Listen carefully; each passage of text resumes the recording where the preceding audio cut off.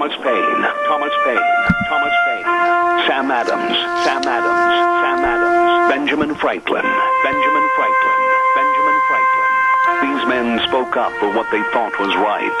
From their courage came such documents as the Declaration of Independence and the Constitution of the United States.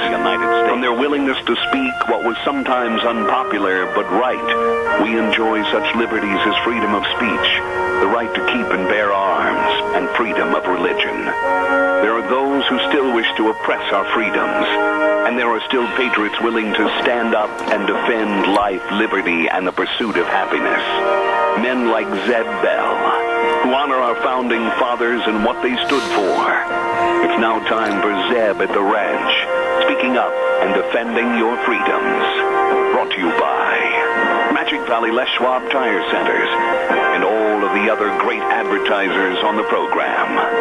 And now, Zeb Bell. I love this comment by John Wayne, and it goes as follows. I've always followed my father's advice. He told me first to always keep my word, and second to never insult anybody unintentionally. If I insult you, you can be darn sure I intended to.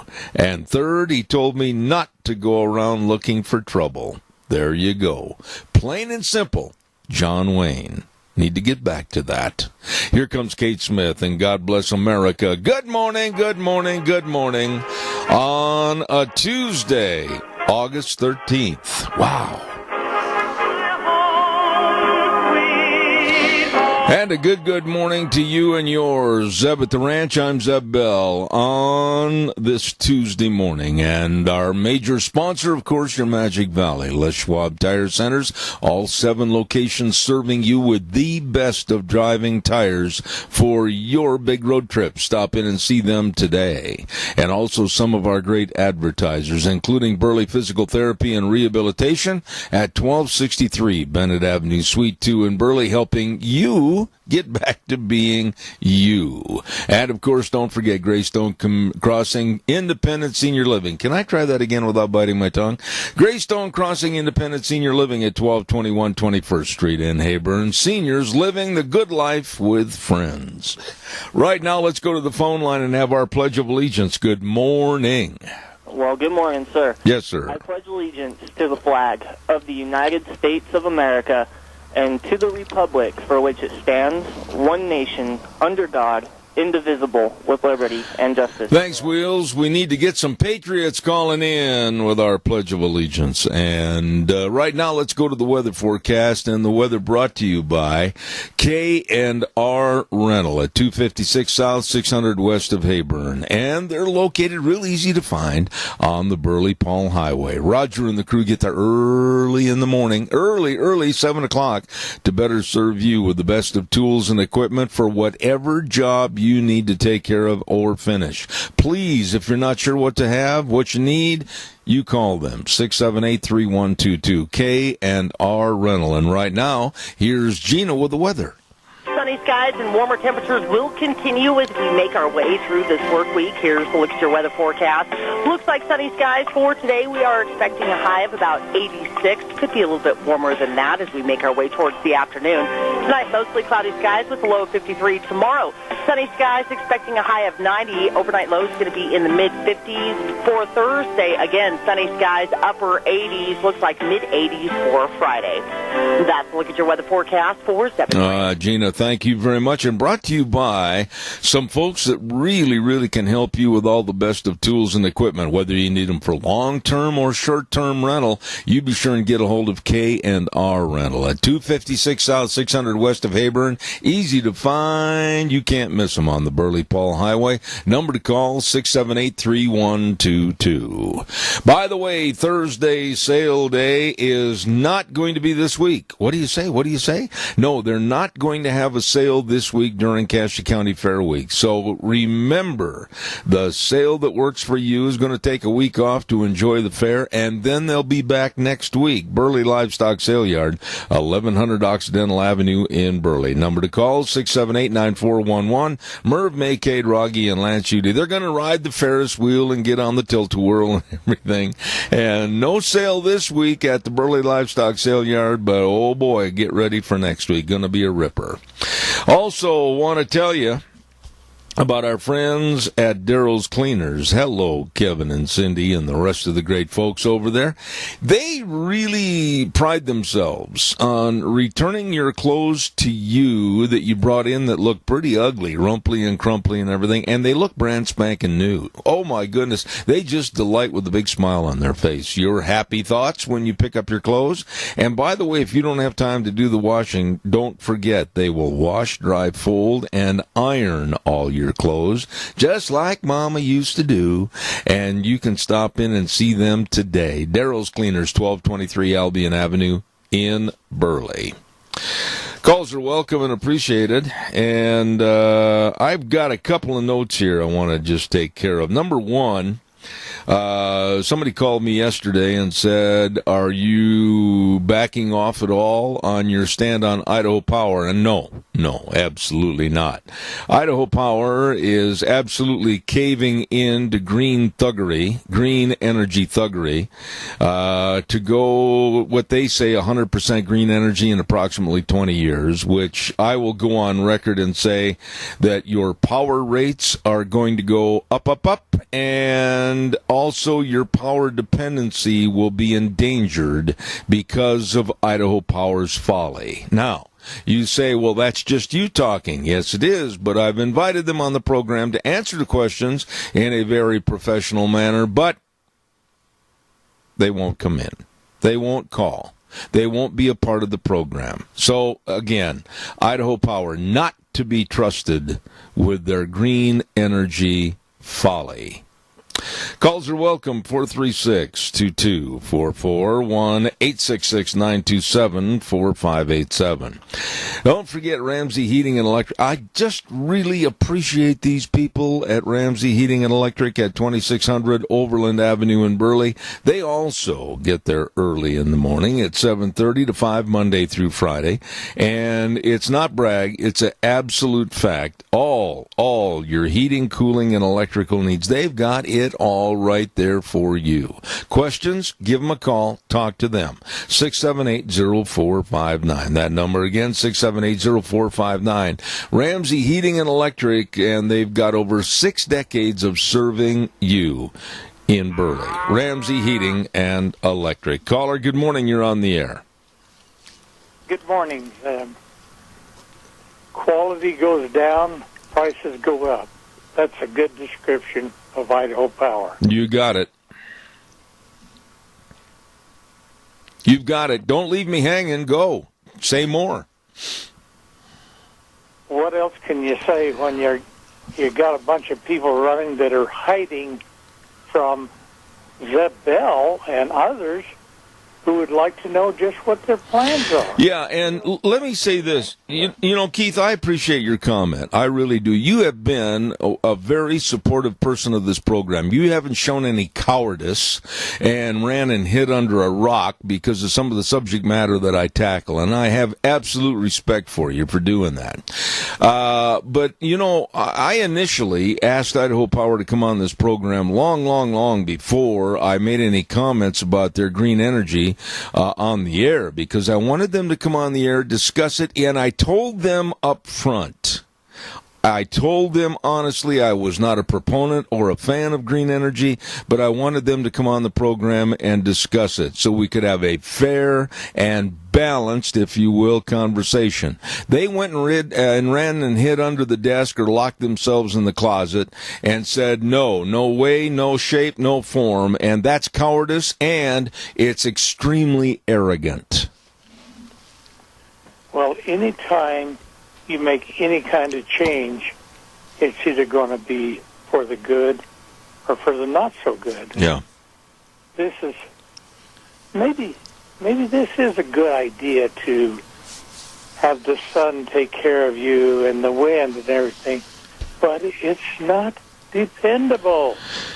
I am really concerned. You know, Keith, when you start talking about dependability, it's not in the green energy mode. Never has been and probably never will without a real substantial backup of another power source, i.e. fossil fuels, whatever. And I'm concerned about medical hospitals, and I'm concerned about senior centers. I'm concerned about schools. I'm concerned about our national security. I'm concerned about a lot of things that people really involved in this green energy and this climate change phobia, they can't answer because they don't have the answers and they don't have the education. I wonder back 100 years ago when they built like the Minidoka Dam and people, the naysayers or whatever you might call them, said, well, that's never going to work. Yeah. But it did work, and it's a proven product. And why fix it if it ain't broke? I think that's one of the best keys to our conversation this morning. Why fix it when it isn't broken? And especially it's very efficient. And all they have to do to rebut some of my challenges and charges on the air is call me up and say, I'd like to come on your program and answer your questions. Voila! Maybe they might have some high points and some discussion points that I might agree with, but you never know because they are cowards at Idaho Power. The only thing I can see in sight is higher rates. I think so. Keith, I appreciate your call as always every morning. Thank you, and I do thank you. I mean it. Thank you very much. God bless you. All right. Hey, don't forget Denny's Restaurant. We are going to be over there next week at on the 22nd, as a matter of fact, for our Zeb's Lunch Bunch, and we urge you to be there. 611 North Overland in Burley, and they've got another location at 291 Pole Line Road in Twin Falls. I mean, whether you like breakfast like I could eat breakfast as all 3 meals per the day. But breakfast, lunch, and dinner, anytime, all the time, all the desserts, but a really nice staff serving you at Denny's Restaurant. Don't forget, they are America's Diner, and they'd love to serve you. Great menu choices. Delicious. Denny's Restaurant, America's Diner. Caller, good morning. You're on the air. Good morning. You're talking to a person who knows something about Idaho Power, that's for sure. I moved from Gooding County to Minidoka County when my dad got a homestead, and we left behind Idaho Power. And my father he could go into our church even because the local Idaho Power guys went to our church, and they would try to corner my dad because he was always complaining. And you know what? They actually drove him out of our church because they would not admit that they didn't do a very good job. You know, And we had a dairy farm, and you know, if the electricity isn't on the whole time you're trying to milk those cows, it is pretty disastrous. Nobody is going to convince me unless they have the fortitude to come on the program and answer questions. Are they going to convince me that we're going to be going to a much safer or more dependable power grid or source of energy when they say they're going to go 100% green? I don't think it's proven. It's never been proven in any other country. It's been disproven. Look at what happened in Spain and Germany. And for these people at Idaho Power to hide behind their desk or hide in the closet thinking that I'm going to go away from criticism of their country or company and the way they run it ain't going to happen, Chris. We're going to keep hammering them. Well, I'm so glad that I live now in an area where our power source is from our river, but it is reliable. Absolutely. And I don't know. Idaho Power has just sailed on, I don't know how they do it. But anyway, I know something about both of the power companies, and we've got the best. All right. Well, Chris, I appreciate you calling in, and I just wish more people would call Idaho Power and say, why are you being so cowardly? Answer the questions, but I don't think they will. Chris, thank you. God bless you. Yeah. Okay. Thank you Bye-bye. very, very much. Caller number 2, I'll be right there, I promise. I've got to get these good words in. Burley Physical Therapy and Rehabilitation. Wow, I was in there yesterday for another treatment on my legs, and I'll tell you what, I look forward to going in. We're seeing some notable progress thanks to Nick Greenwell and all the folks over there at Burley Physical Therapy and Rehabilitation. They're located at 1263 Bennett Avenue, Suite 2 in Burley, and they have all the exercise programs. They've got the hydrotherapy pool. Oh, that is absolutely amazing. Only one of its kind in this area. And they've got a great, great staff. That's the key right there. Burley Physical Therapy and Rehabilitation at 1263 Bennett Avenue, Suite 2 in Burley. Number to call, make an appointment, 678-1191. Caller, thank you for your patience. Go ahead, please. Good morning to the Burley Senior Center today. We're having pulled pork on a bun and lettuce salad. And I'll have to say yummy dessert because they didn't tell me. But it'll be good. Okay. Well, the yummy dessert is going to be fantabulous. We don't know what it's going to be, but it's going to be great. Joe, thank you. And what if people want to come and take out a meal for lunch? How much? Just $5 and call before 12 and it'll be ready. We serve between 12 and 1. The senior center will be closed tomorrow due to the parade. Okay. It'll be on Wednesday. All right, Joe. God bless you, man, and thank you very much for all you do. The Yummy Man, thank you. We appreciate you and all that you do for us. All right, Joe. Take care. What a nice man. What a nice man. Very committed to helping seniors, and I appreciate that. Calls are welcome, 436-2244, 1-866-927-4587. Give me a call. I want to talk about this Epstein death. I'm not going to call it a suicide. I'm not going to call it a murder. I'm going to call it a death. And nobody is coming forward with real answers. Arc Animal Hospital at 750 21st Street near Connection Credit Union in Heyburn. Oh, Dr. Bill and his staff, they really, really have committed themselves to the health of your animals. Whether you just got a problem with an itty-bitty kitty cat or you've got a whole herd of dairy cattle, they care. And they want to make sure your animals stay healthy. And if there's a problem, they can take care of it. So please write the number down and give them a call at 678-1177. I'll repeat that number, 678-1177, Arc Animal Hospital in Heyburn. And it's so true. They do have the warm hearts for the cold noses. Caller, good morning. You're on the air. Good morning. Can you hear me? I can. Go ahead, please. Okay, I'd like to tell you something about Idaho Power that I believe. I believe that Idaho Power's got some pretty smart people in there, and I think they're probably getting money from your taxes and my taxes or somebody. They're getting money to pay them to try to make us go to this green energy stuff. And I think their money's more important than ours. I can't argue that, and there again, I would like to ask questions that regard what you just said, but I can't because I'm looking at a vacant chair in my studio that Idaho Power won't fill because they are cowards. Well, I think the only way we're going to get them to come back and do something, talk to us at all, is if we all just rebel somehow and start talking about it real loud and make them come back and say something. Well, I agree with you. I know they kind of got us over a barrel. If we don't have power, we're screwed, but I think we should be able to do something. Isn't it an absolute pathetic shame that people like you that are ratepayers, like me that are ratepayers, we can't get questions answered because they're so arrogant and so aloof that they are picking and choosing who they will talk to and what kind of questions they will answer. That is the epitome of arrogance. Well, they're talking to the people with the more money. I agree. Or what they perceive to have more money, and I got a feeling that it is the government somewhere.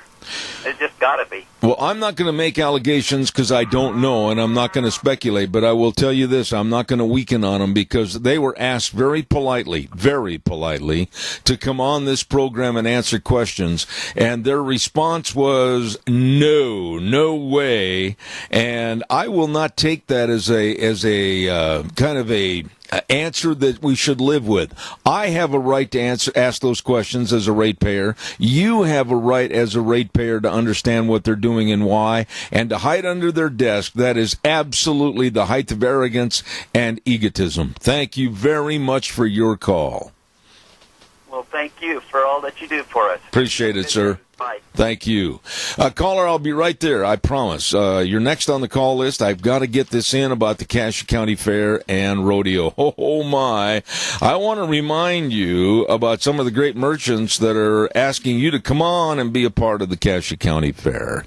They include Butte Irrigation at 116 South, 600 West, Highway 27 in Paul. Also, another location on Kimberly Road at Red Cap Corner. They absolutely can serve you, and they will get you wet. Fall is the time to put in all the new pivots. Don't forget Butte Irrigation. And Mountain Transmissions at 1146 East Main in Burley with Rick and the crew. Hey, your transmission's not doing so good. You put it in reverse, but you're still going forward. Something's wrong. Free towing, free diagnostic, free estimates. You get a hold of Rick today at Mountain Transmissions, 678-9110. And the Minnecasia Chamber of Commerce. Wonderful, wonderful people. Penny and the crew grow with us, and believe me, they've got great ideas to help your business succeed. Get a hold of them today at the Minnecasia Chamber of Commerce, 679-4793. Let's take a quick look before we go to our phone line as to what kind of activities are going on today at your Cassia County Fair. Oh boy, don't forget another evening of the motocross. The Moto Rodeo right there in the arena tonight, Tuesday, August 13th. And then don't forget, of course, tomorrow, Wednesday, the great big parade at 10:30 in the morning. Then that night, Team Ranch sorting.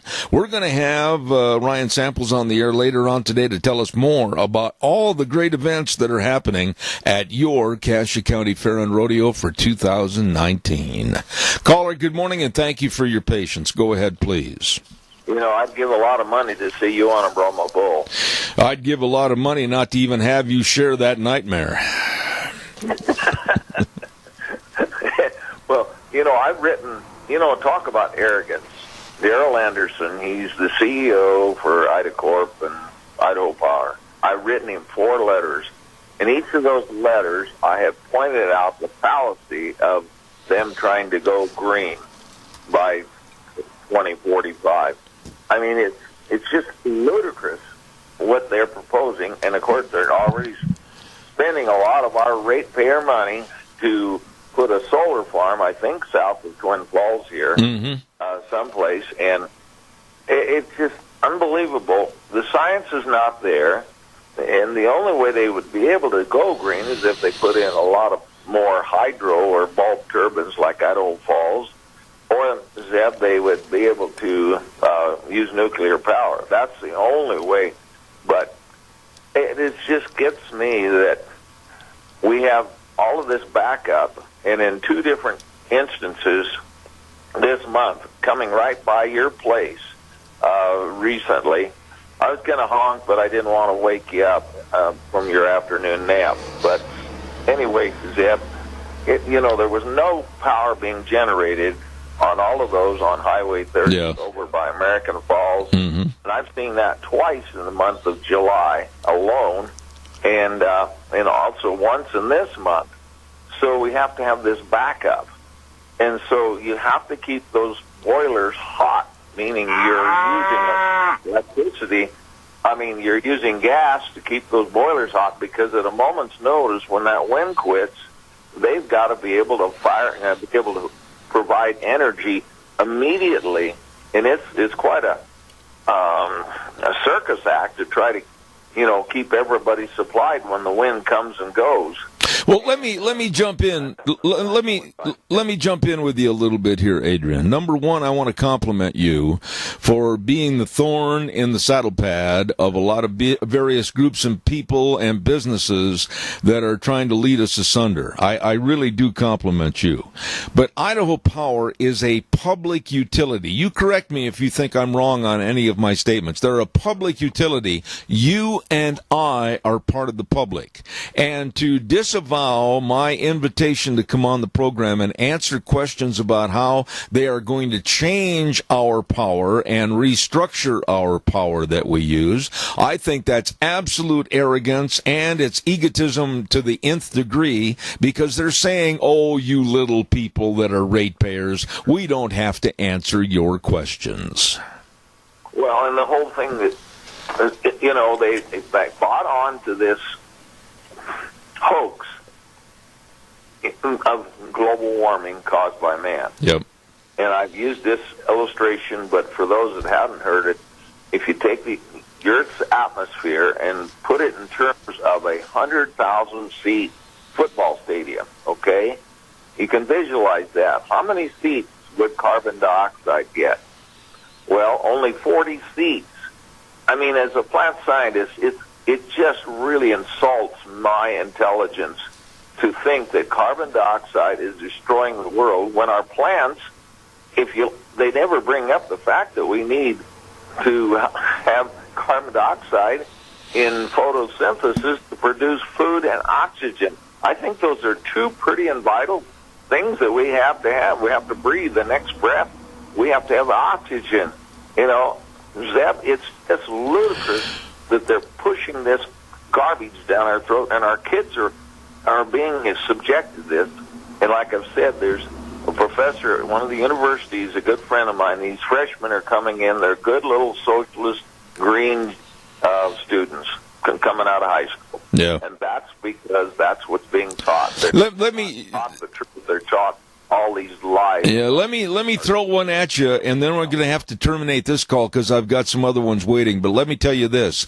Goldsmith University in London. Hang on, Adrian. You're going to fly around the room when you hear this. Goldsmith University in London has told the campus staff and told the students and the faculty that they will not be allowed to buy any beef, hamburgers, cheeseburgers, anything on campus because Goldsmith University in London is going to combat the carbon footprint, so no more beef over on campus. Well, it's just unbelievable that we've got to this point, Zeb. And but people got to be camping on to Idaho Power as ratepayers.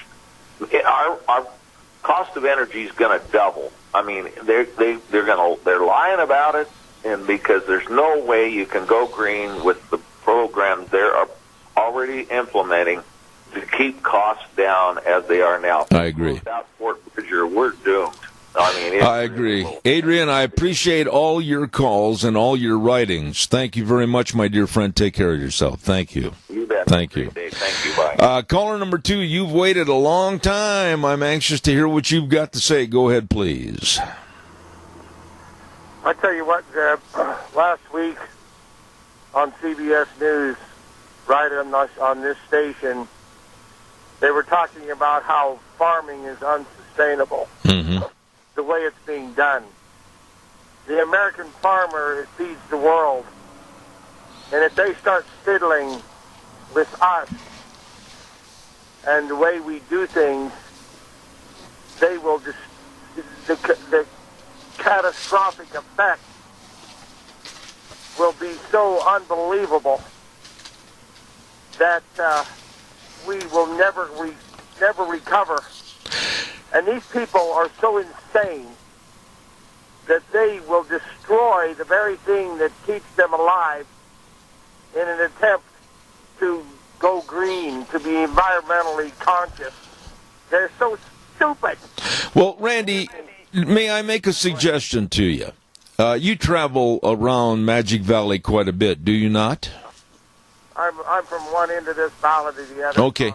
The next time, in case you're not familiar with all the details of the new Green Deal, I urge you to drive very slowly by a feedlot or a dairy and look at the south end of a cow, and you can get a written explanation of the Democrats' new Green Deal. Especially a bull. They haven't smeared around there. Did you hear what Elizabeth Warren mentioned the other day? A farmer in Iowa confronted her at the Iowa State Fair, and he said, hey, this new Green Deal that you're promoting might destroy American agriculture. And she just waved her hand and goes, nah, and walked away. That's the attitude. I'm telling you, the most dangerous thing on Earth is not global warming at all, which doesn't even exist. It is an environmentalist. Absolutely. The insanity of them. They are such useful idiots. Yep.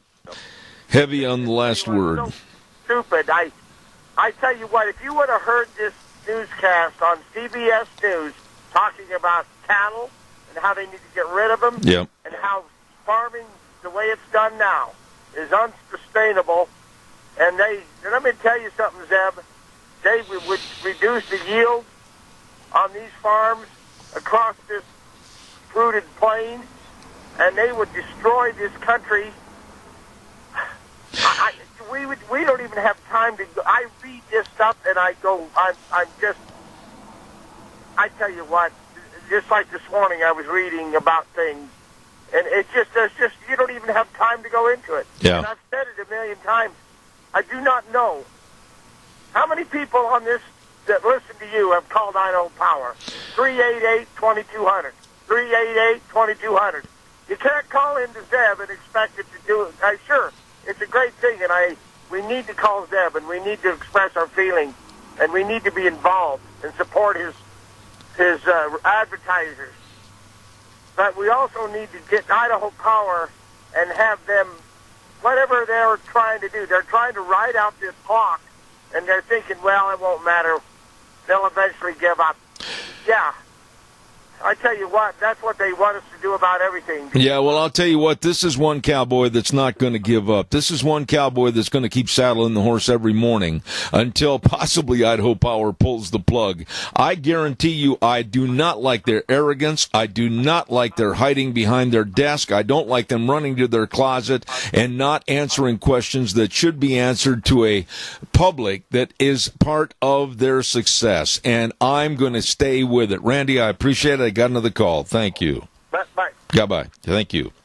Caller, please, I know you've stayed there for quite some time. I'm going to ask you just 30 seconds longer. Don't forget our friends at Berry Equipment and Rental and the best of sales, service, and parts on equipment that you need for lifting and digging and pushing and carrying and, oh my, the tough jobs, the grading and the leveling and the laying of the sod. Oh, they've got them all. The Doosan wheel loaders and the excavators and all the Bobcats. Oh my goodness. Great financing programs, great lease programs. You'd better get in there and check it out today.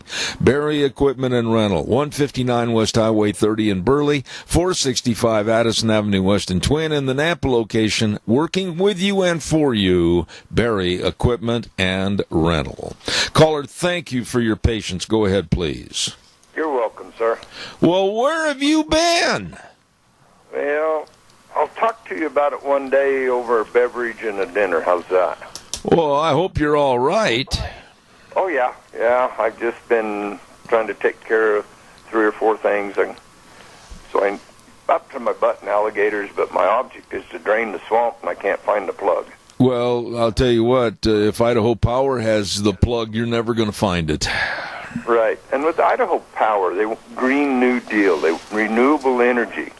What's more renewable than hydro? Yeah. And what's more green? Yeah. You're not going to get an argument from me. No.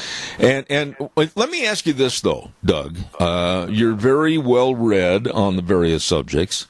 If Valmy, Valmy and Fort Bridger are working very efficiently and are meeting and even beating the rules and regulations on what they discharge into the atmosphere, and one of the cleanest, most efficient sources of power to help our power grid, why do we want to jump into a pool of water to say that we don't know how deep it is? We don't know how murky it is. We don't know if the alligators are in there. Why do we want to take on an added absorbed expense to our society in power that we know is not going to be certain and guaranteed? It's the almighty dollar. There you go. The money they're getting from the government. I just got a customer pull up, but one real quick thing, these scientists that say global warming exists, they don't even know which bathroom to use, so I don't take them very credit. That's a good way to wrap up the call. I like that. Thank you very much. Calls are welcome, 436-2244, 1-866-927-4587. One day next week, I think I'm going to take a poll. I really would like to know. Normally when we take those polls, it's really a job for Wheels to answer those calls rapid fire, but I think we're going to set things up for next week and take a poll as to really how many of you believe that green energy and climate change, we're all going to burn up in 10 years, and Bernie Sanders and Kamala Harris and Cory Booker, we're all doomed. I really would like to take a poll and see how many have jumped on that nutcase wagon. Caller, good morning. You're on the air. Yes, Zeb, I got a number for you to call and talk to. All right. 736-3439. It is a customer's operations. Believe calling and talking to her. Yeah, the Idaho Power number, right? Right. Yeah, I have. And my response has been, go take a long walk off a short pier. Okay, you're beating around the bush. Let's go back and see the real reason that Idaho Power is trying to change to this green. It's a straight state-approved monopoly. So, therefore, they are guaranteed 10% on all investments. Mm-hmm. So that means they're going to get 10% on every bit of money that they spend. Yep. How often do they get new fleet vehicles? Every 2 years. Mm-hmm. Do you wear out a truck in 2 years? My last pickup I had for 14. Thank you very much. Right, and look at the number of new employees they're getting all the time, which they can take off on the expense side and add 10% on the profits. And the profits, what happened? We are now, it's an Idaho Corporation, which is mainly owned by the Germans. Yes. But so does that explain anything? Well, it does, but wait a minute, Doc. Doc, wait a minute. Let me jump in here.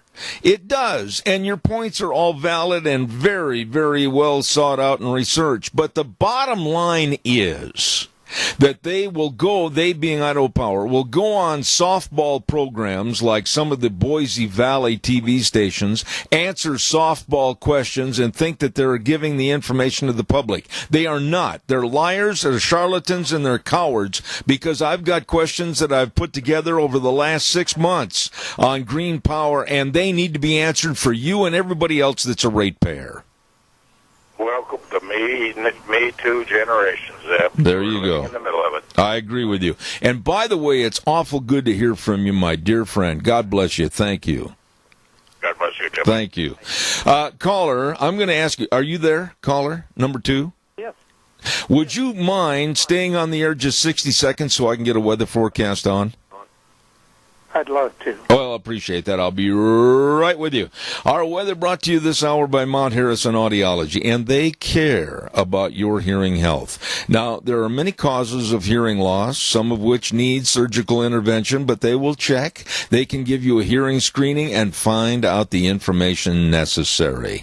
And they're serving folks in Twin Falls and Rupert. You better check it out today. Call them today. Mount Harrison Audiology and Hearing Aids. And they're right behind the Minidoka Udoka Hospital, across from the emergency room, and the number to call, 312-0957. Right now, here's Gina with the weather.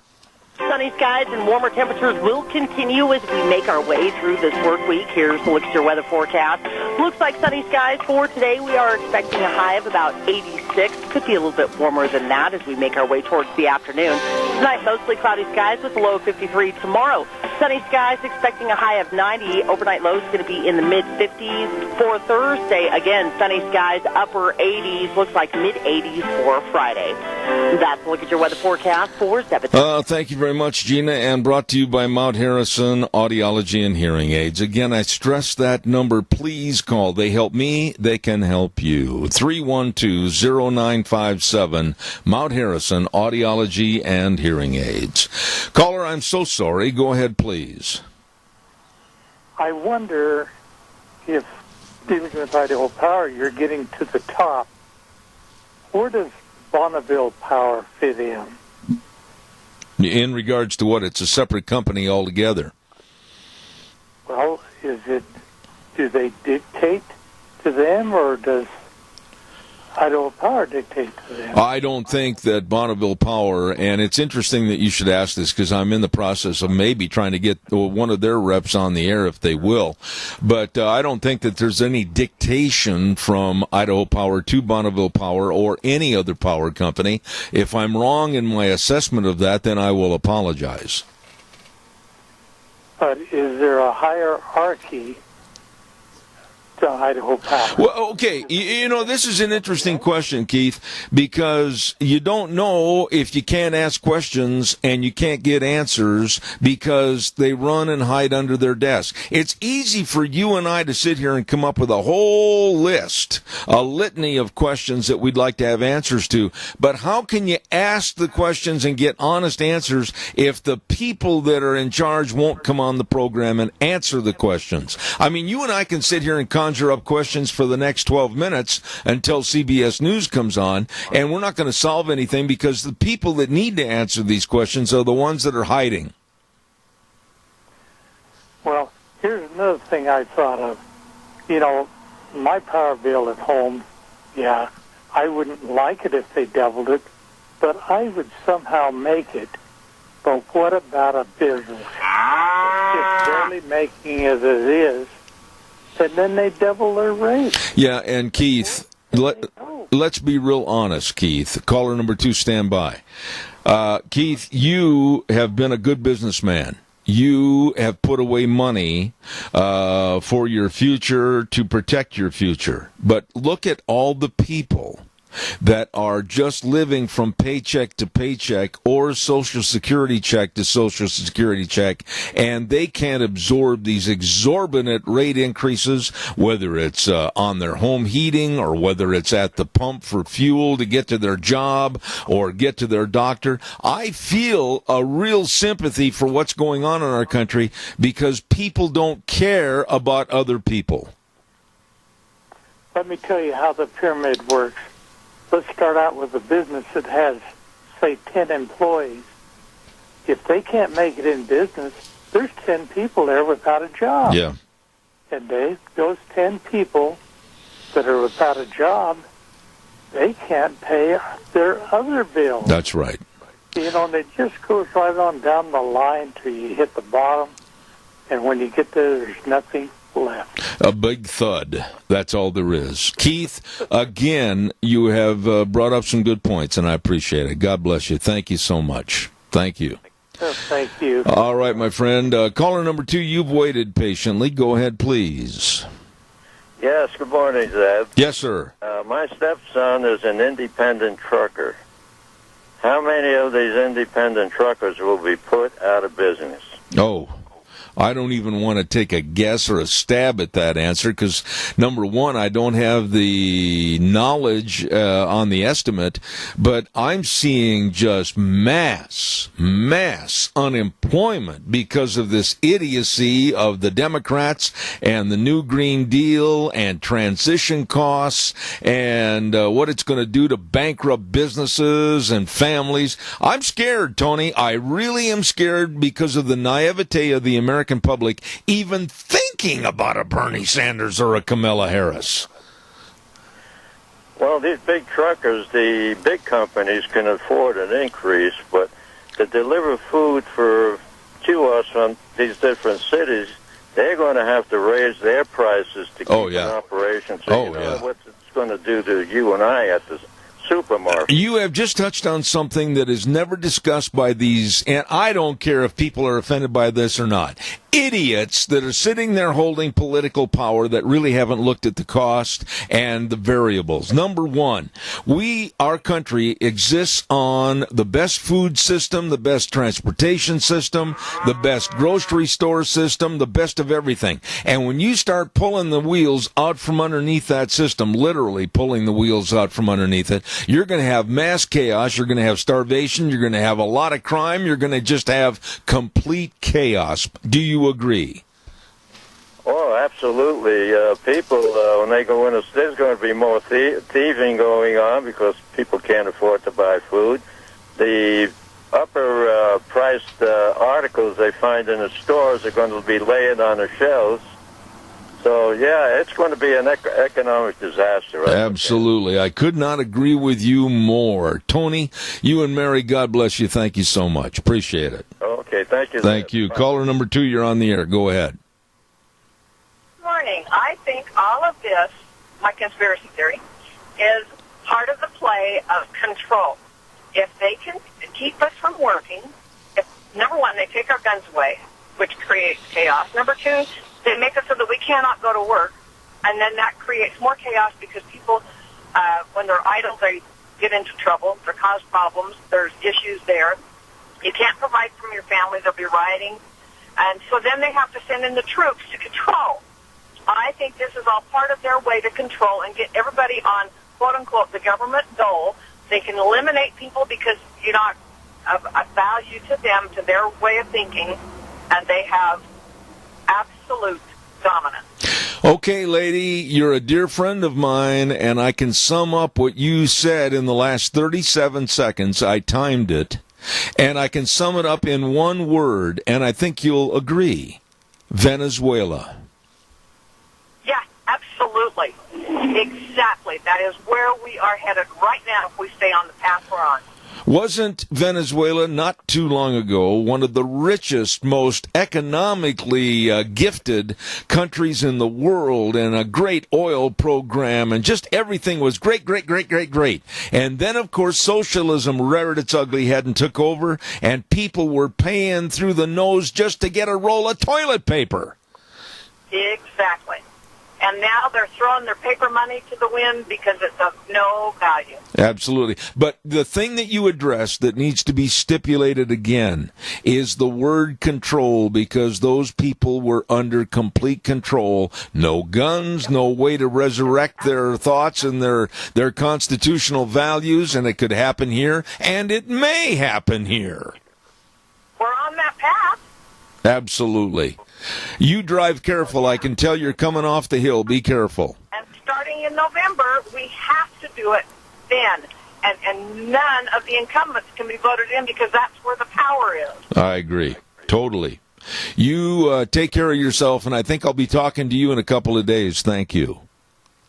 All right, take care.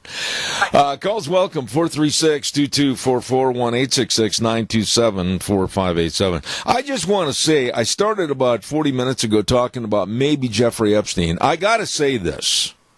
I've talked to many people back in that area, people of pretty well-known news stature, that understand what's going on and the facts that have been presented.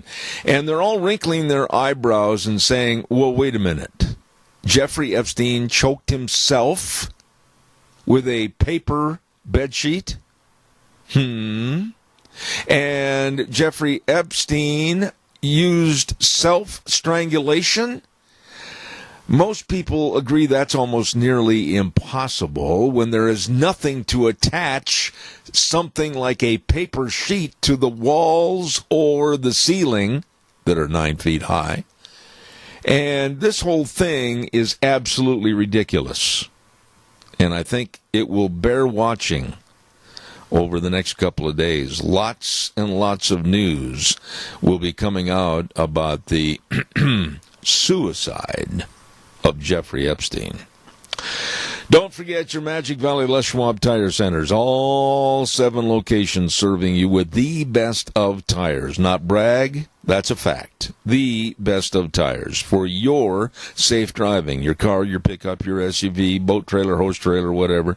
And also the best in brake service, front end alignment, shocks and struts, and batteries. Now, along with all that, you know, if you notice that maybe your tires are wearing a little bit funny, well, your front end might be out of alignment. And maybe you'd better get in there and have that taken care of right away. And you touch the brakes and you go, woo, this is exciting. You better have your brakes checked. They've got excellent brake technicians at all 7 locations. Your Magic Valley Les Schwab Tire Centers. I urge you to stop and see Lane and Rupert, Dave on Blue Lakes and Twin, Mike and Buell, Mike and Jerome, the Twist family in Paul, Daniel on Pauline in Twin Falls, and Trent on Overland in Burley. The best. Your Magic Valley Les Schwab Tire Centers. We're going to be coming back next hour. We've got some great guests. Jordan McGillis with the Energy Research. And at 9:30, Brigadier General Robert Spalding about China. Don't miss it. Wheels, take it away.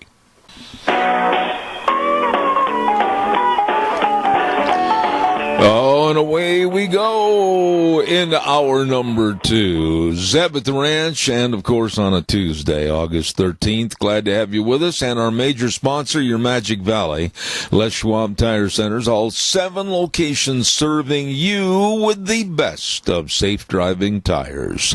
And also some of our great advertisers, including Burley Physical Therapy and Rehabilitation at 1263 Bennett Avenue, Suite 2 in Burley, helping you get back to being you. And also Greystone Crossing, Independent Senior Living at 1221 21st Street in Hayburn. Seniors living the good life with friends.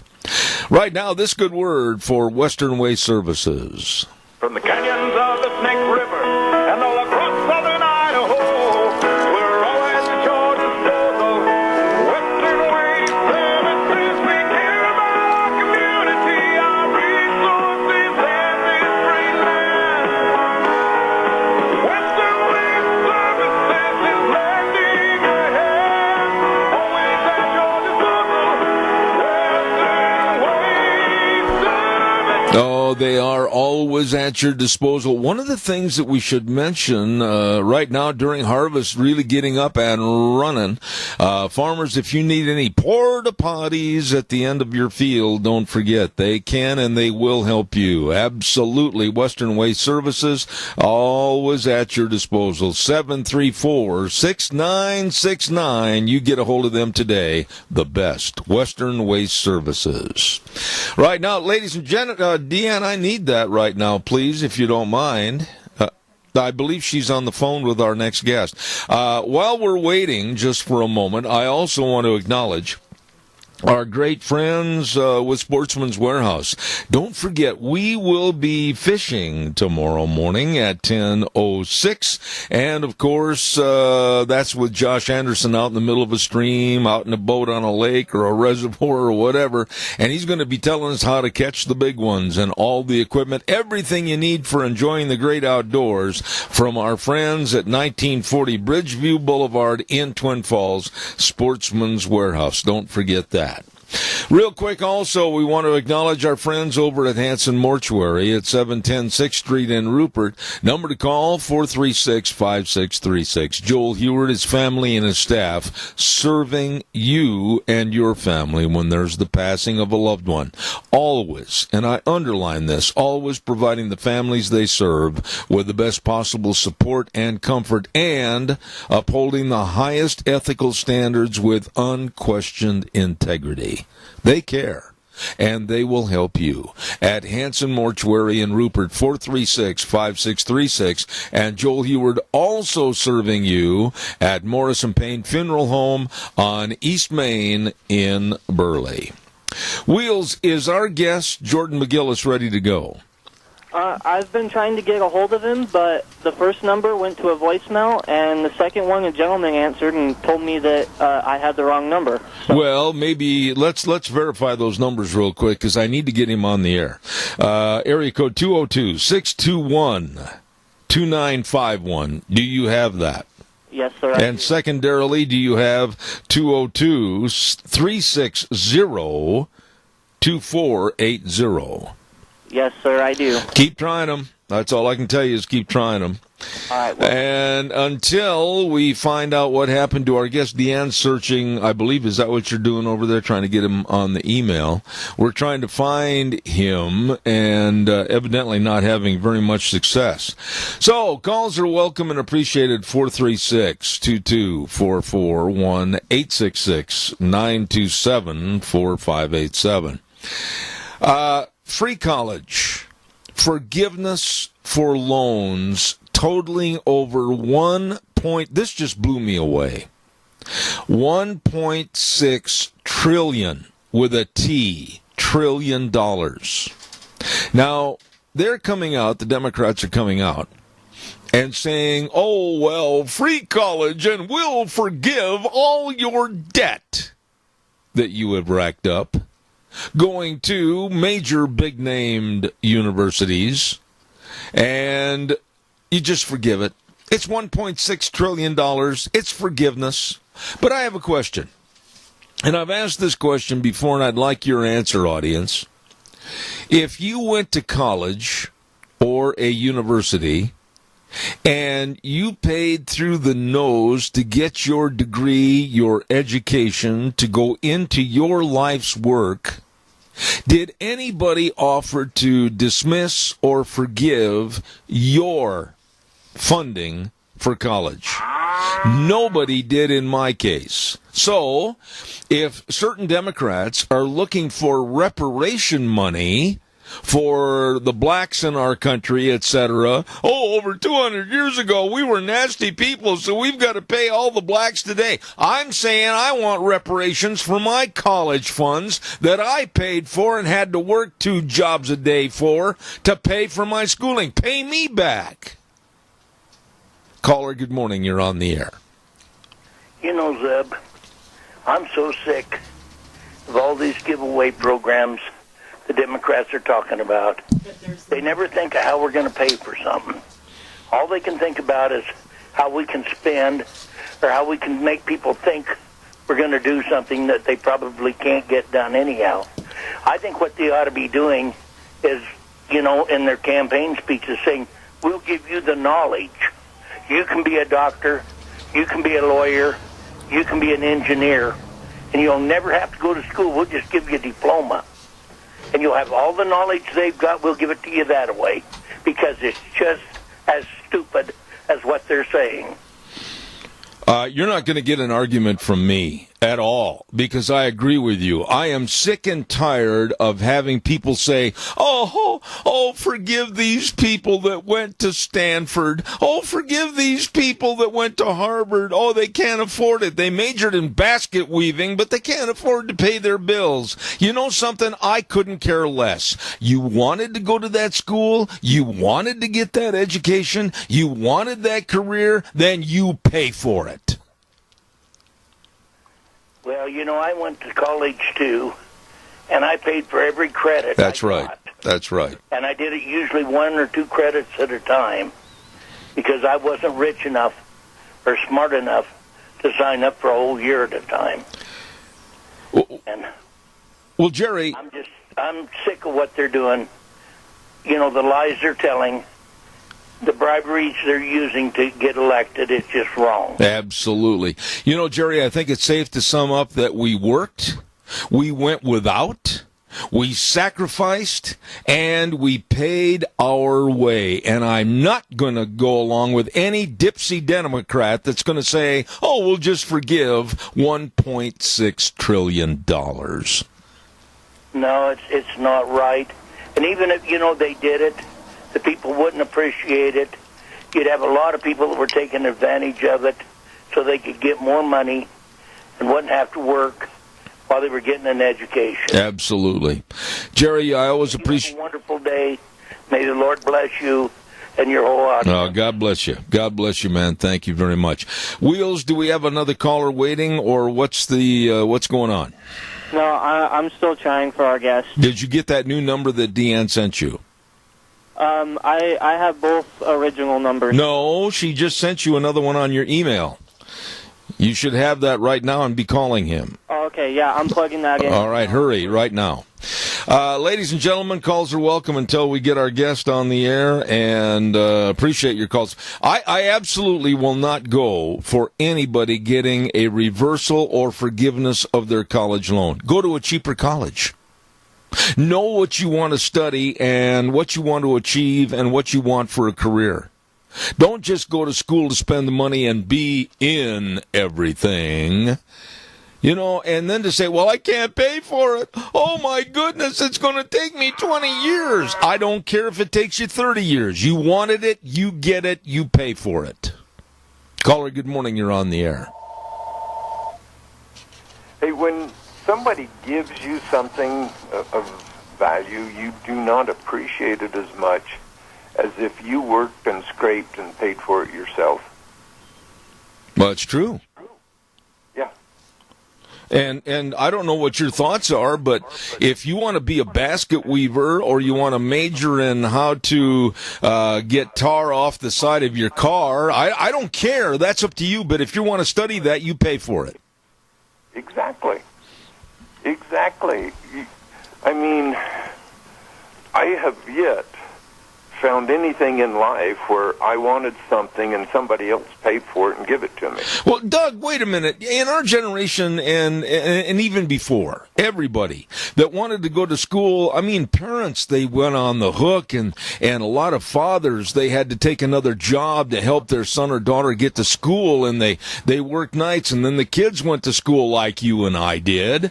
I worked in a fast food restaurant, and I also sold magazines. I mean, I was doing everything I could to pay my way back in Minneapolis, Minnesota, to pay for my college education. Why do we all of a sudden have to forgive the debt of this generation? Exactly. They took out the loan. They signed their name on that paper, said, I will repay. So why should we forgive that? I mean, I signed a name on a paper, said, I'll pay for my business. I'll pay for this building my business is in. Why don't they forgive that? Well, it's not just the word forgiveness. It's we're assuming, we, the taxpayers, are assuming their debt. I don't want any of their damn debt. No. Well, this is true. Yeah, and the Democrats are making these empty promises that they know will not fly, they could not pay for. They are pandering to people, the uninformed people that are refused to look at the facts and look things up for themselves.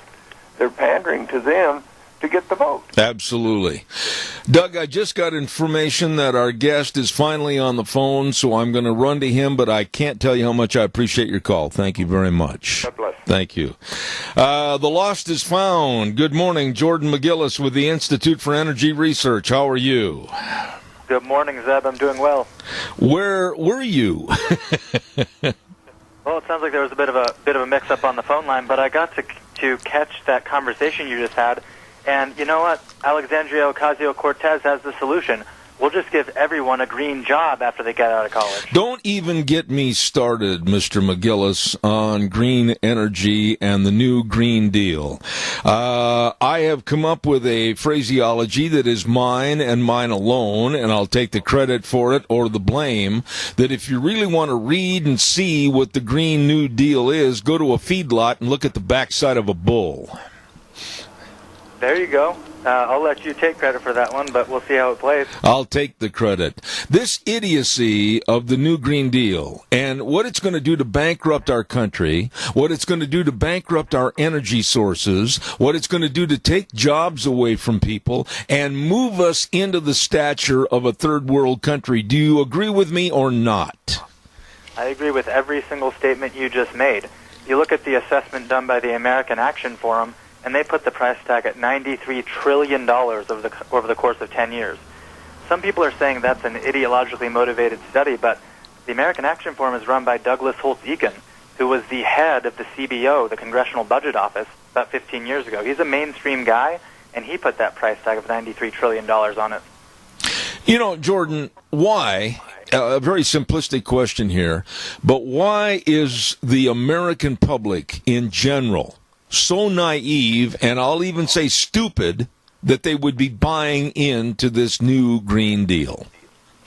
Well, I think a part of it is that we are so blessed with energy abundance and with prosperity right now that we take these things for granted. We don't realize all of the work, all of the thought, all of the planning that goes into getting power to our homes, getting fuels to our automobiles, and all of the other wonderful forms of energy that we use.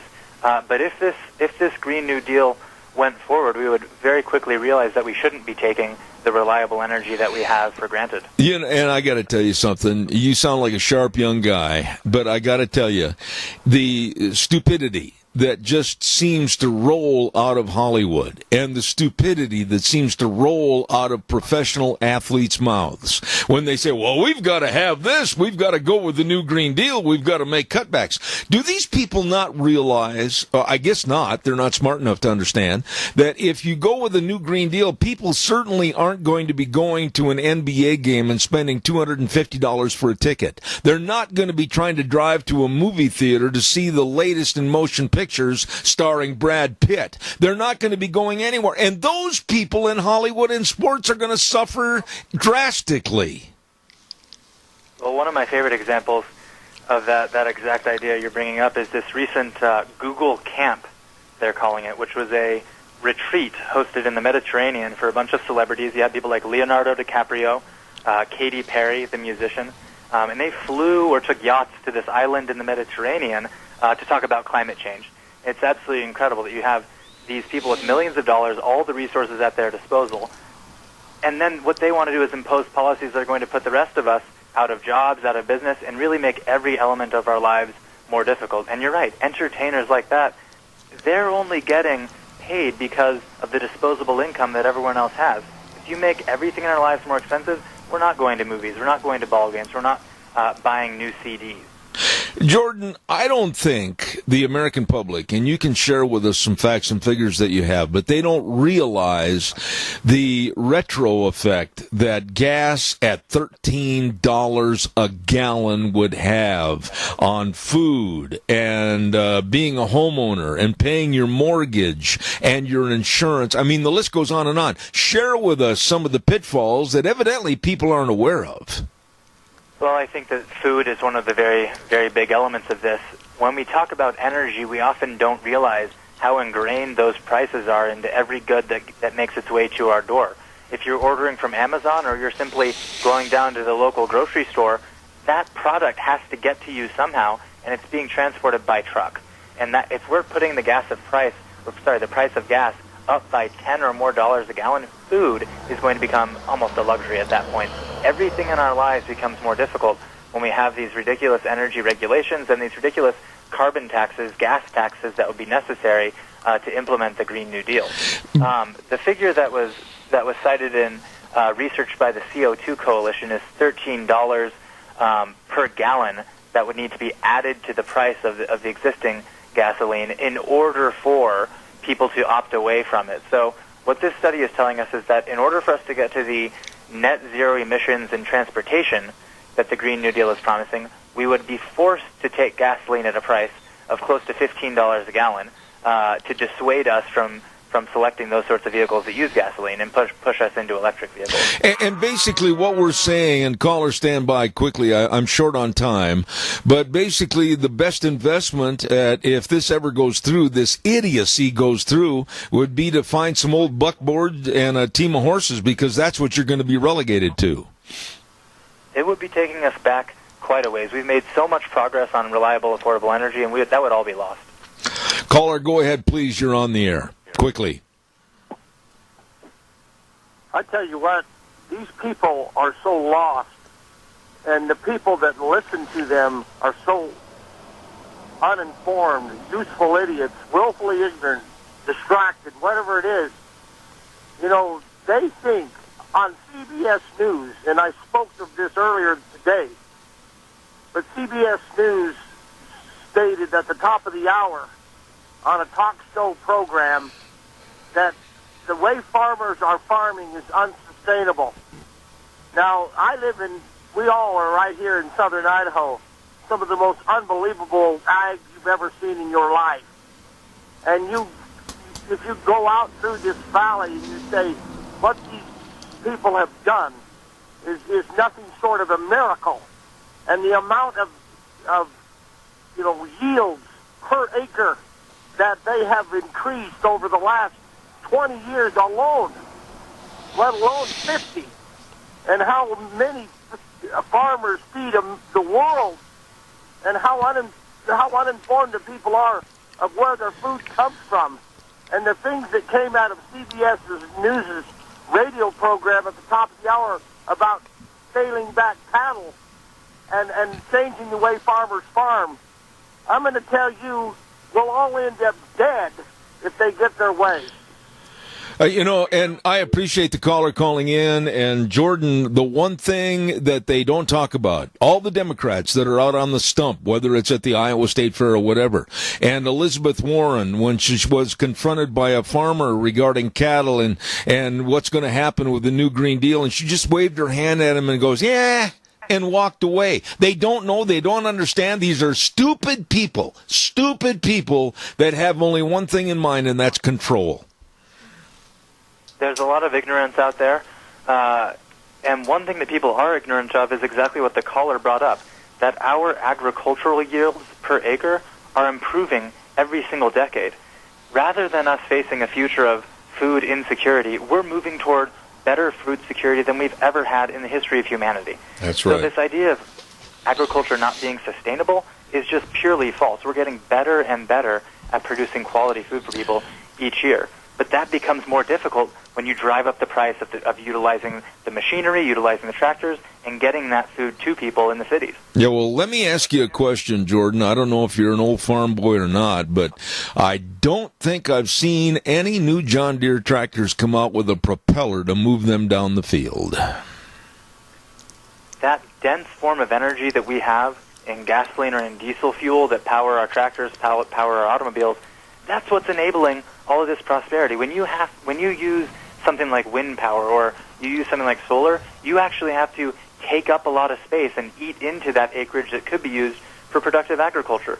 So the idea that these green or renewable forms of energy are consistent with having a more efficient and smaller footprint for the human encroachment onto nature is false.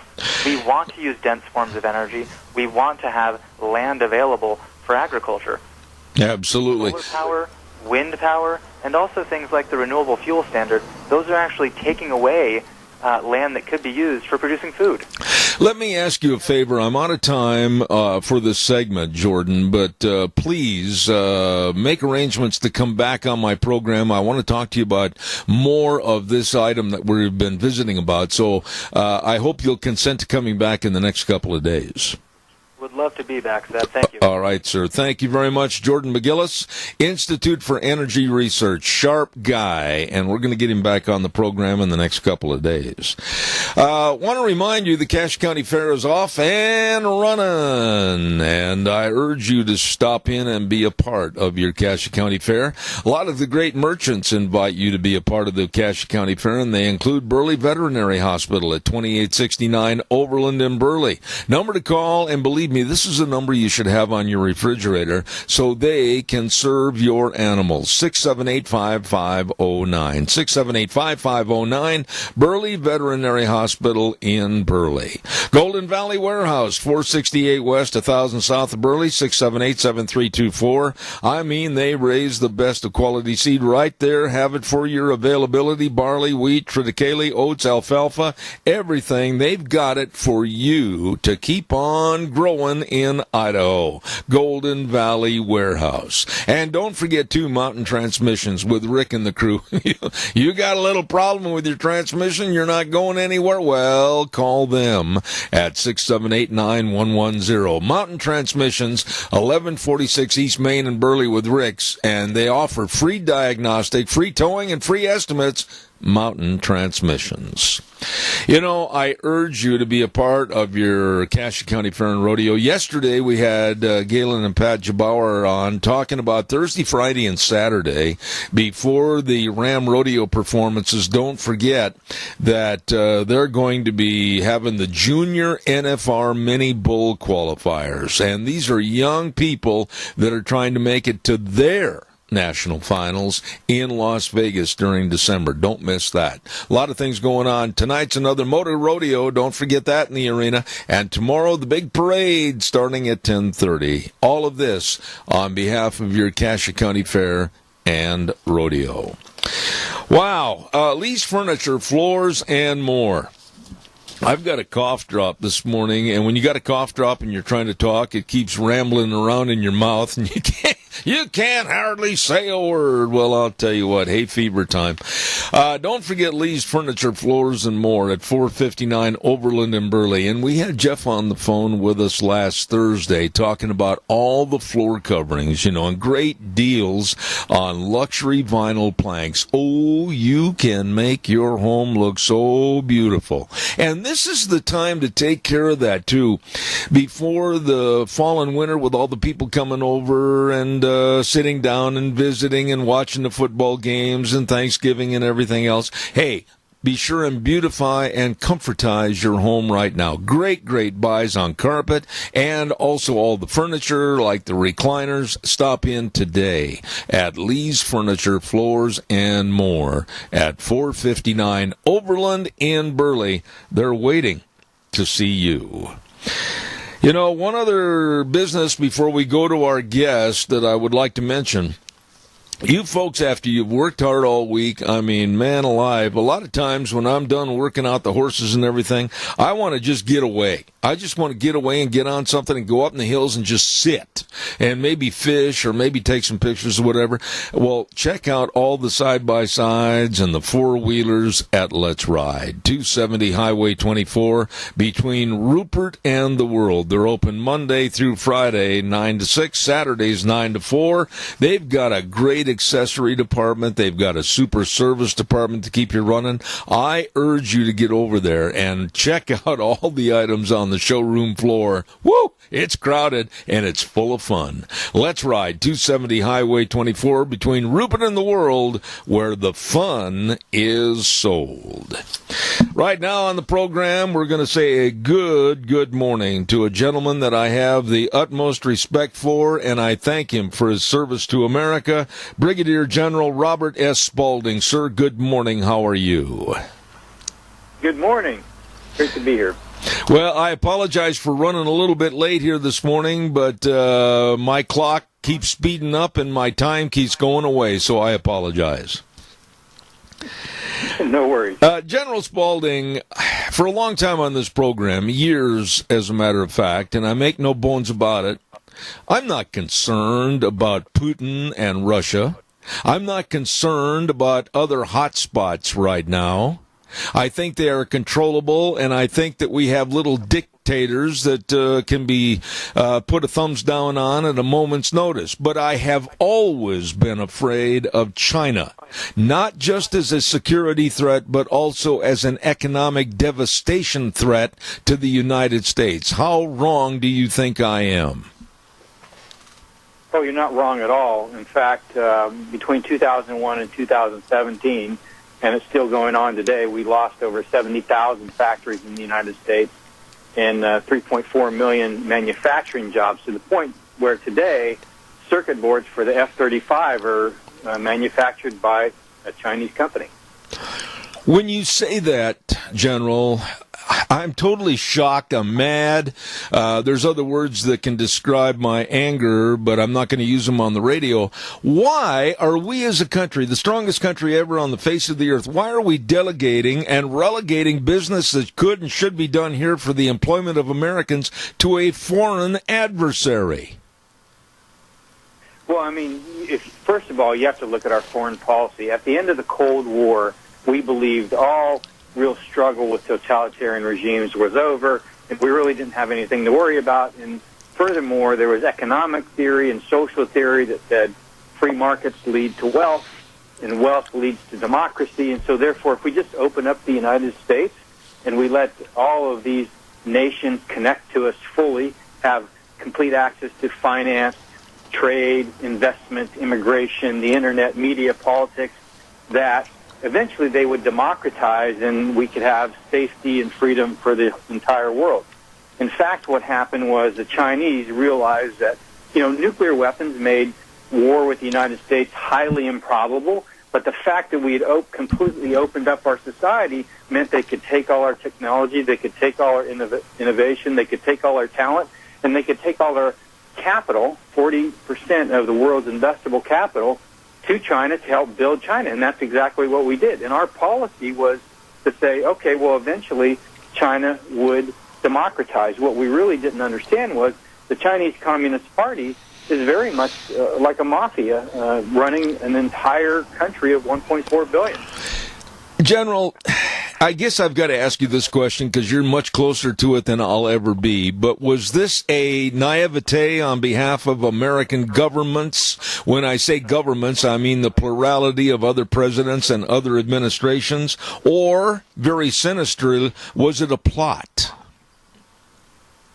Oh, it's both. It was a naivety on our part, and the Chinese Communist Party, they are some of the most professionally trained swindlers you will ever meet. And they go through this process of determining their loyalty to the party, but also their ability to essentially talk to outsiders in a way that gets them feeling like, hey, we're on the same side. We both want democracy. It's just we're going to wait a little bit longer to get it. Meanwhile, they're taking everything out of your back pocket. I mean, this is the Communist Party is a very well-run organization in China, and it's a 80 million member strong organization, but it's really only controlled by about 200 families, and so essentially it's all done for their wealth and control. Now, you being so close to this and the author of a new book called Stealth War, How China Took Over While America's Elite Slept. Woo, that title kind of just makes you sit back and kind of wonder how bad we are right now. I mean, are we at a point of no return of dominance over China? Absolutely not. And I think what we did when I architected the national security strategy is put together a 4-part plan to essentially put the country back on track, and that's what the president is executing now. So essentially, rather than walking away from democratic principles and just opening ourselves up, we're actually going back and we're reconnecting democratic principles, human rights to free trade, and looking for fair trade. We're investing in the country, and that's the part that I think the second part that's yet to come. So we need to invest in infrastructure, the industrial base, STEM education, and research and development in the United States. But more importantly, we're beginning to cover up the holes that I mentioned, this openness where we just let everybody come in and take advantage of us. Some of that has to do with the tariffs. Some of that has to do with not sending our retirement funds over to China to invest in Chinese projects, but actually having that invested back here at home. Some of that has to do with shoring up our southern border where drugs and counterfeit products from China continue to flow through our ports, our airports. Essentially it's just going through and looking at how globalization and the internet affects us each and every day. I tell people that there was a gentleman worked for Marriott Corporation named Roy Jones, making $15 an hour, likes a tweet about Tibet, doesn't know anything really about China or Tibet, just liked the tweet. China called up the Marriott Corporation, said, fire Roy Jones. So here's a guy, an American, executing his rights as an American that was put under pressure because Marriott Corporation has a number of hotels in China. And if you go up and down the Fortune 500 U.S. multinational corporations, they all have investments, they all have financial interests in China, and that allows the Chinese Communist Party to essentially influence them. That's where the title comes. I'm a B-2 pilot. I was trained to take apart societies on behalf of the country using bombs. What they use is data, information, and dollars. It's about ones and zeros and dollars and cents, and they get the same result. Yeah, but General, I'm kind of an old cowboy that just absolutely looks at the whole card and says, I can't beat the cards that are on the table. And right now, I see the cards on the table all in favor of China, and I see a lot of American people, American business, and politicians that are in bed with China. And this is scary to me because I don't think they're following the rules and regulatory means of honoring our Constitution and our country. And to me, it's almost like they're traitors. Well, in fact, the system has been designed. Again, remember I said openness leads to wealth, wealth leads to democracy. The system has been designed to open up our society to attack. And so there's a number of policies that need to be changed by the SEC, the Securities and Exchange Commission. There's a number of tariffs that need to be enacted and made permanent, not just temporary, to allow our industries to reform. And then we have to invest. We used to spend up to 2% of GDP on research and development. We're not spending that money anymore on America. So, in essence, we have to get back to investing in ourselves. And once we do that, and once we get the Chinese Communist Party out of the country, then things will be fine. I'm not going to make any suppositions, but I can tell by your verbiage that you seem to be a strong supporter of what the Trump administration is trying to do.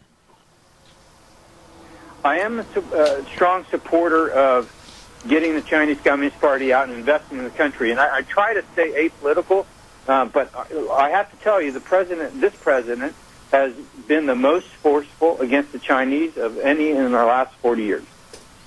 You mentioned the terminology free markets before, and it seems like when it comes to free trade or free markets and everything, people over the many, many years here in this country just accepted the status quo, and they didn't really look at the bottom line when some countries were getting a 70% advantage over our 30%, and this has got to change. Well, yeah, and you hear the story all the time where it says tariffs aren't good for business. But you look at the commercial truck market, at the pickup truck market, both with 25% tariffs, and they're both doing well. The commercial truck market employs 2 million Americans in that industry. Look at the car market, for example. The Europeans charge us a 10% tariff on American cars. We charge them 2.5%. The Chinese charge us 25%. We charge them 2.5%. So it's really looking at all these deals that we made, again, that, in the expectation that these countries would eventually come back and play fair and just say, hey, they're not going to play fair. They're going to take as much as they can as long as we're willing to let them. General, one thing that bothers me, you said you were apolitical on this, but we have to look ahead to 2020. And over at the station, Engineer Wheels, we got a little feedback here. We have to look ahead to 2020, and if the Democrats, any one of the, 947 Democrats that are running for president, if any one of them get presidency in the Oval Office, I'm very afraid of role reversals on these various things that could put America down in the basement eternally. Well, the point that I think you're trying to make is that elections matter. And if the candidates that you're looking at are telling you the truth about China, then, I would look very strongly. If they're not telling you the truth, in other words, if they're not telling you what I'm telling you, because I've been working on this for the last 6 years of my life, understanding it from the top all the way down to the bottom. If they're not going to be strong on China, then you ought to run away. When you were writing this book, Stealth War, How China Took Over While America's Elite Slept, did you learn anything that basically made you sit back in the chair and say, holy cow, I didn't know it was this bad? Well, yeah, so essentially what happened was a gentleman that I had gotten to know when I was at the Council on Foreign Relations, who had $1 billion invested in China, sent me a briefing that had been prepared for the White House and actually delivered to the Obama White House a year earlier. I'd never seen this briefing. I opened it up, and what it showed was company after company in this country that was essentially under assault by the Chinese Communist Party, and they were taking intellectual property, they were taking value out of the country. Some of the companies no longer were actually in existence because of what was going on. And because of our rules about sharing information with the government, nobody knew about it. So that's where the term stealth war, if you look at Dresden after the 8th Air Force got done with it, you look at Detroit today, there's no difference. The same effect. You have a wiped out city, and they just use finance, economics, and our data against us. Absolutely. We have a call, General, with the questions. Caller, please, go ahead, please, as quick as possible. I'm short on time. I was just wondering, out of the last, since Nixon went to China in 72, if I'm not mistaken, out of all those years, how, on a percentage basis, how bad was what Bill Clinton did in his last, his last 4 years of presidency, the things he gave away to China and how he enabled them, and I just was curious how bad that was. I'll hang up. Respond to the caller, if you would, please. The single most largest strategic failure in the history of the United States, I think, was allowing China to enter the WTO, and that happened essentially under his watch.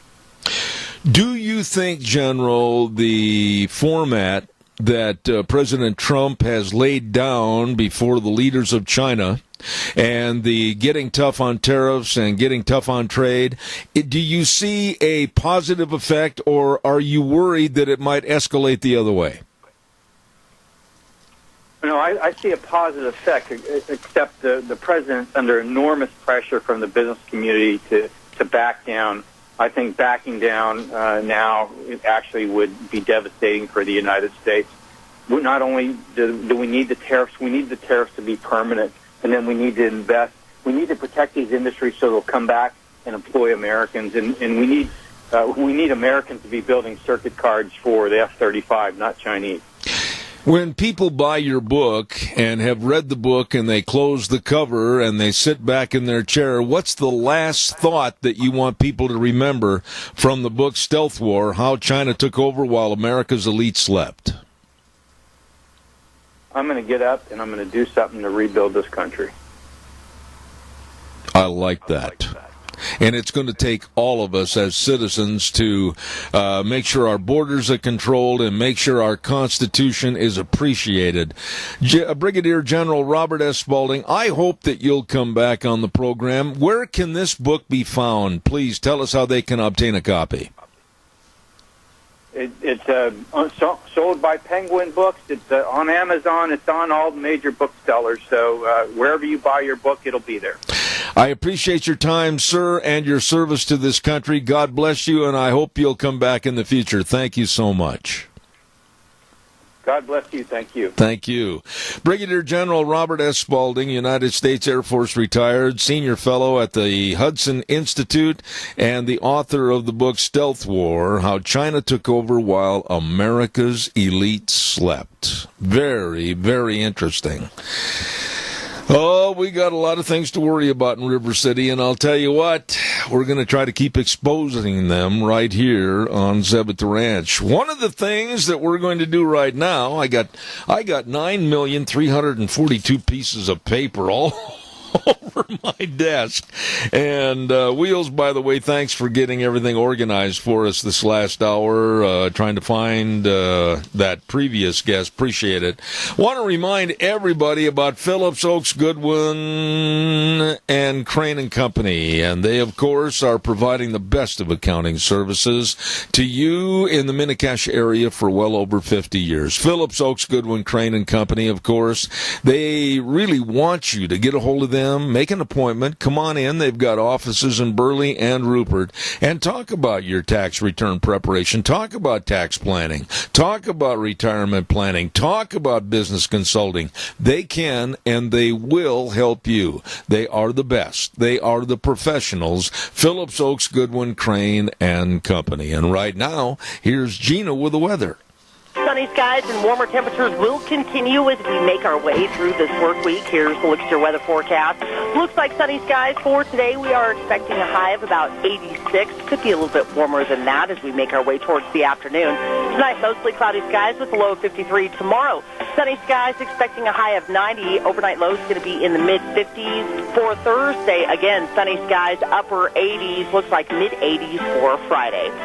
That's a look at your weather forecast for 7. Thank you, Gina. Always a great job. Thank you very much. Don't forget, I urge you to contact these good folks, like I said, with offices in Burley at 1710 Overland Avenue and in Rupert at 625th Street in Rupert. Phillips, Oaks, Goodwin, Crane, and Company. They will help you, your business, and your family.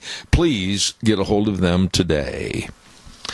You know, I don't understand. Have you noticed lately the complexion and the authors of various letters to the editor in the Times News have changed? And many, and most of the letters are from out of this area. It's almost like they're willing to take people from out of the area like Boise, Idaho Falls, out of state, and they complain about us. They come in letters and complain about us. There was a letter in the morning paper today that was against Donald Trump, and it was just absolutely a sickening letter of racism, and it was written by a person by the name of Dallas Chase of Boise. And he went on and on, the white nationalism and racism of Trumpism is terrorizing our fundamental ideals, and these kinds of letters are not doing anything but ripping us apart, and with no bona fide educated statements. It was just a bunch of fairyland tales. And if they're going to put letters in the paper like that, I wish that, I wish more people locally would respond in what still I think is a very conservative area. But they're letting these clowns looking for the clown car come in from other areas. Caller, good morning. You're on the air. I tell you what, the gentleman said, what can you do?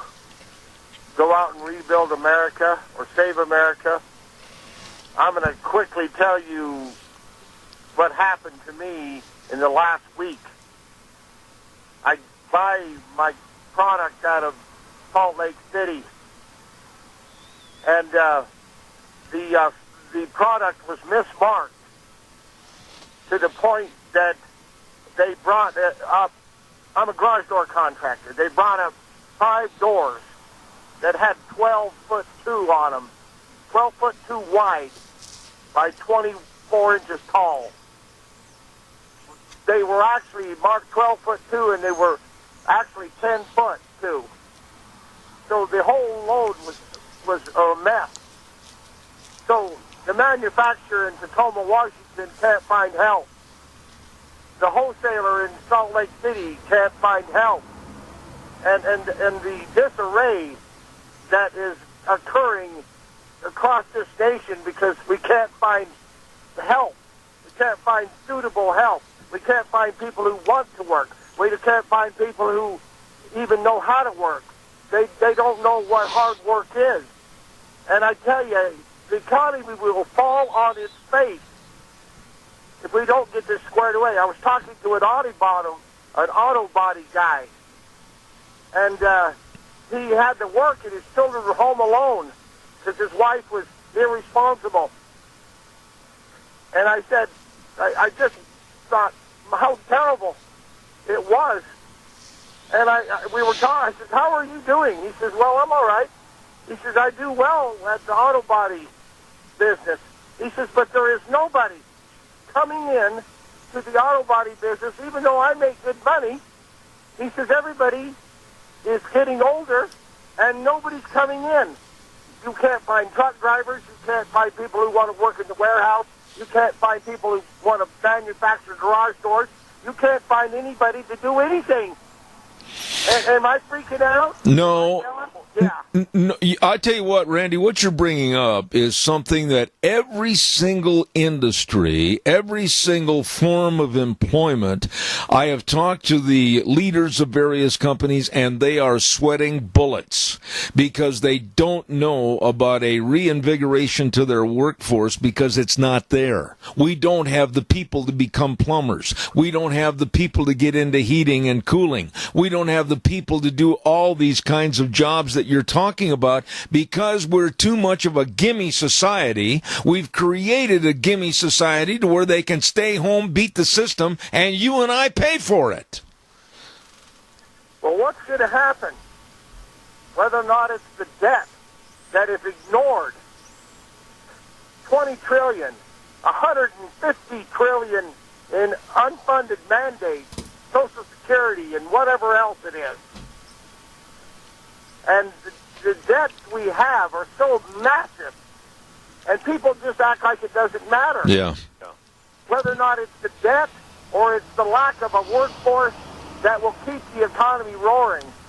I mean, you drive down the freeway and you can't get down the freeway. Okay?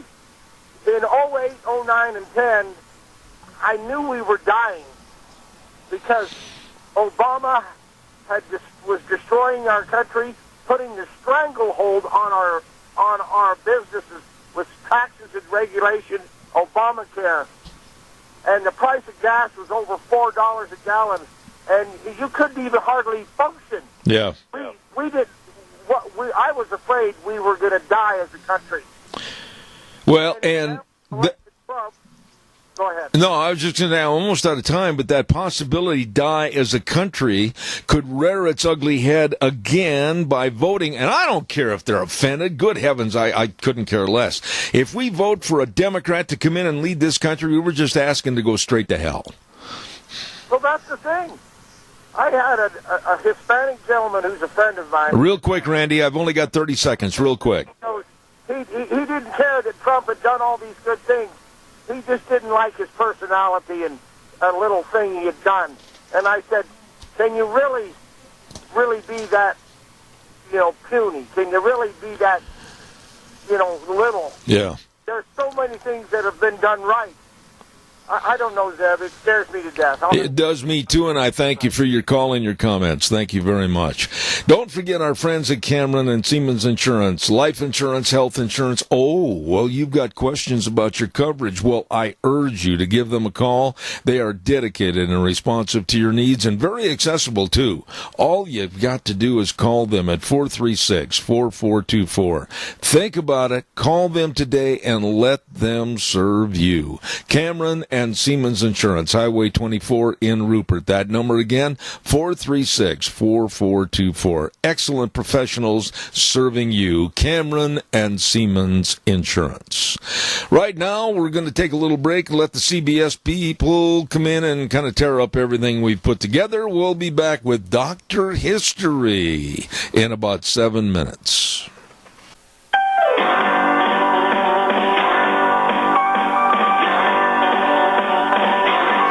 Oh, good morning. I'm having trouble with my headsets. I broke them. Had to use duct tape. Dr. History can attest to that.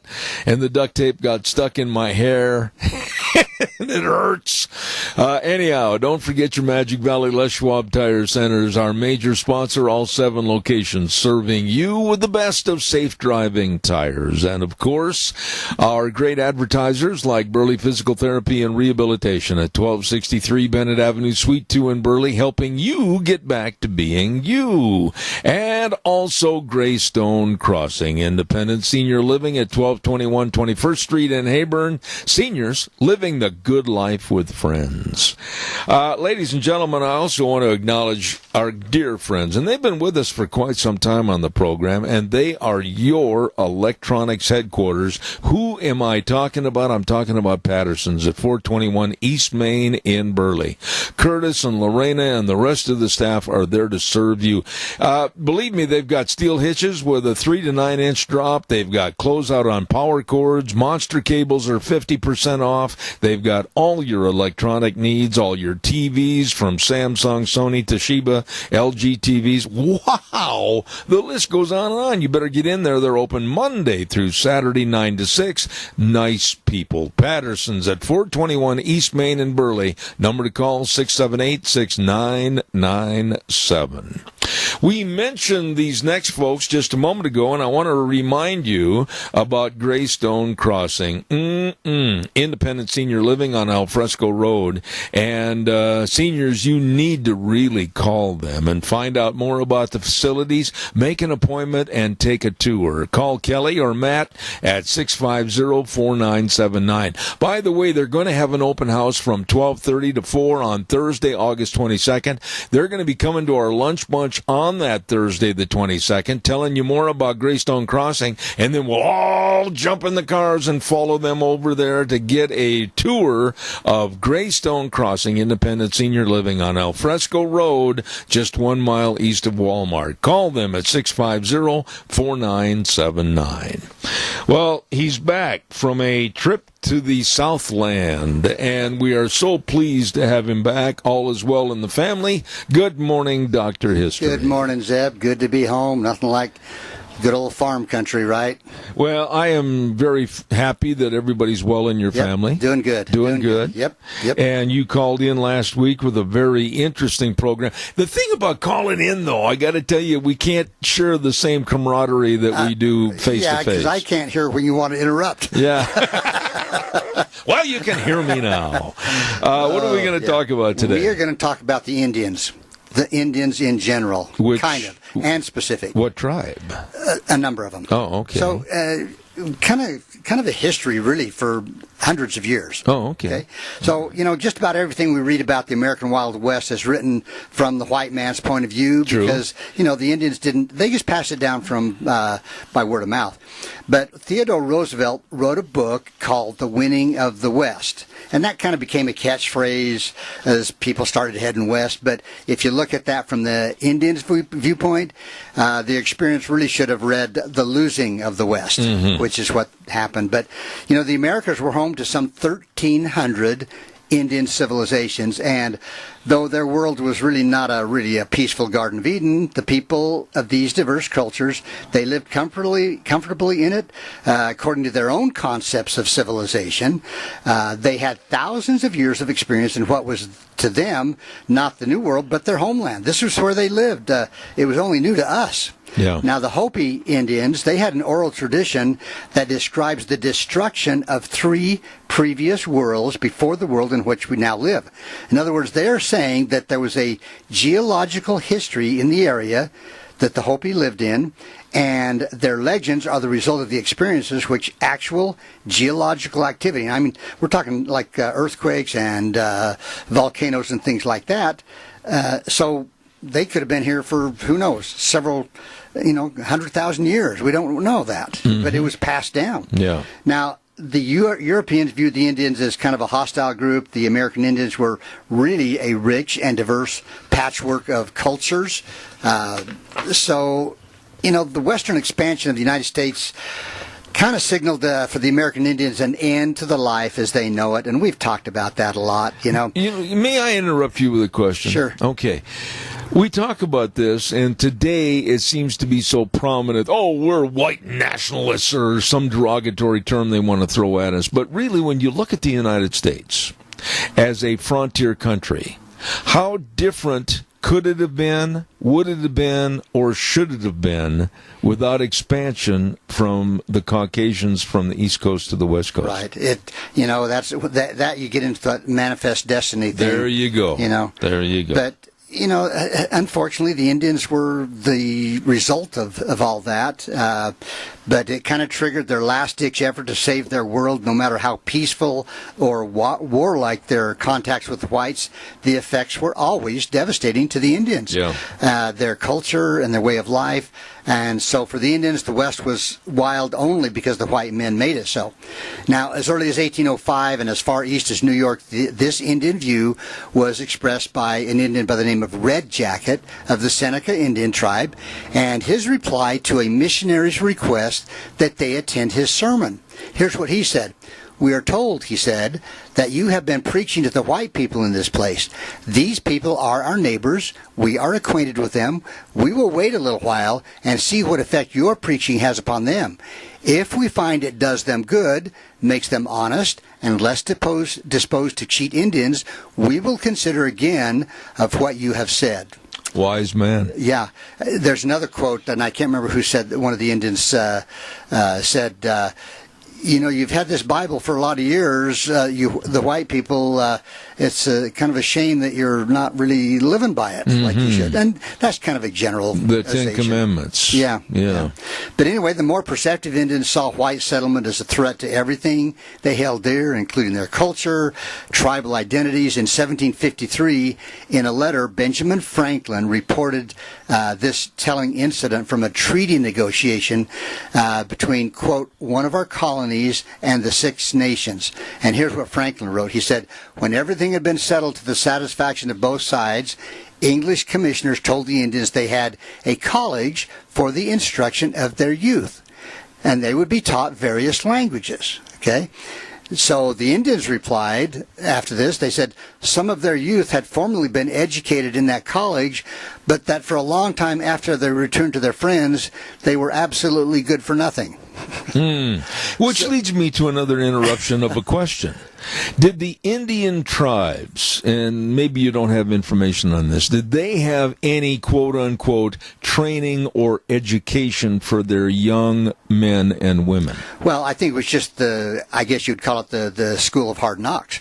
They learned how to shoot, they learned how to hunt, they learned how to track animals, they learned how to take care of the hides. So there wouldn't have been a progression from that society if it was never intermingled. Not as far as, like, say, a book learning situation.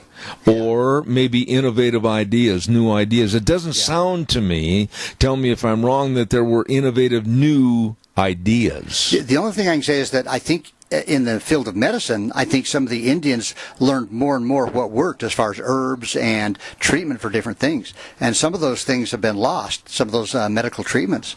But they were, in some ways, far ahead of the white men. But, by the time the Civil War concluded, the Indians everywhere were pretty well acquainted with the nature of the white men, and the white men fought for no reason the Indians considered civilized.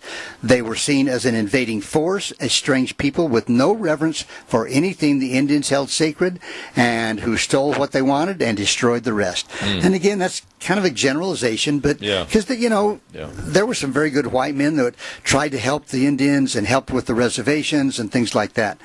But, the Wild West was also a time of glory in which Indian cultures rose to great heights and experienced their finest hours.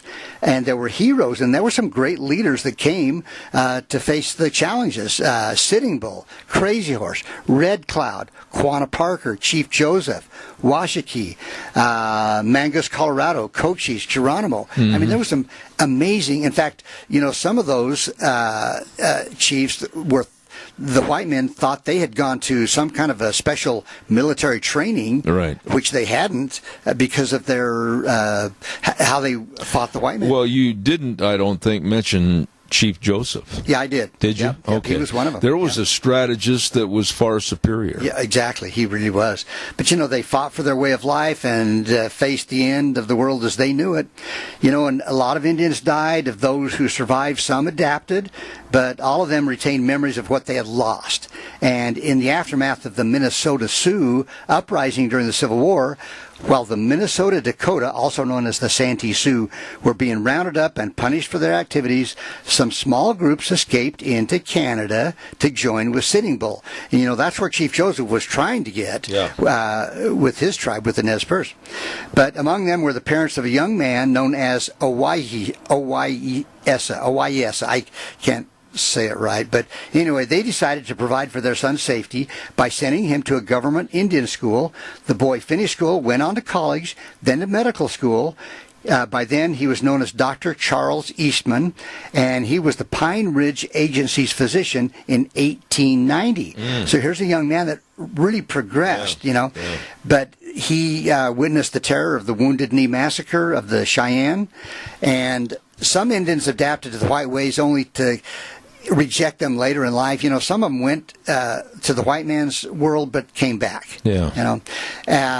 There was a small Apache boy who was taken captive following the destruction of his village in a Pima raid by white Arizonans, and was later sold for $30 to a traveling photographer from Chicago. Well, the photographer renamed him Carlos Montezuma, took him back to Chicago, and subsequently gave the boy to a family in the city. Now, Carlos somehow earned his way through medical school to become a successful Chicago general practitioner. And though he was wealthy and popular among the local people, Montezuma was tormented by something from his past. He abandoned his wealthy patients and practiced to work among the city's poor. When his work started to damage his health, he was diagnosed with a terminal illness. He returned to Arizona to die in an Apache wickiup. I mean, even though he'd gone to the white world, treated probably hundreds of white patients, in the end he still remembered his heritage. He wanted to go back to his heritage. Wow. Wow. So there's all kinds, some of those that were kidnapped and lived with the Indians for years, they did not want to be rescued. They wanted to stay with the Indian tribe. Yeah. Some, yeah. Now, what is little understood even today, however, is that almost every community in Canada, the United States, and Mexico were once an Indian community. And those communities, before the arrival of the whites, were part of hundreds of unique Indian nations that blanketed the whole continent. I mean, they stretch from the Atlantic to the Pacific, from Central America to the Arctic, clear up to Alaska, and everything in between. And it dates back, clear back to the time of the Romans. I mean, thousands of years, really. So Mexico, the Caribbean, and they think that there was possibly as many as 40 million people in that area that I've just described. Some were nomadic, but a lot of them actually had permanent settlements and communities. They ranged in size up to cities as large and sophisticated as any in the world at the time. We think of their tribes as just this small little, community, but some had thousands in their community. And so all of the land really had an Indian nation of one kind or another. Now, not unlike today, the most dense populations were along the coast and the major rivers. So you can figure if you're an Indian tribe, you want to be close to water, right? A river, a lake. So Mexico, Florida, the Caribbean islands, California, and they say there's 600 distinct languages were spoken by the different communities, by the bands that made up the nations. There were Indian kings and prophets. Land and water trade networks interconnected the continent.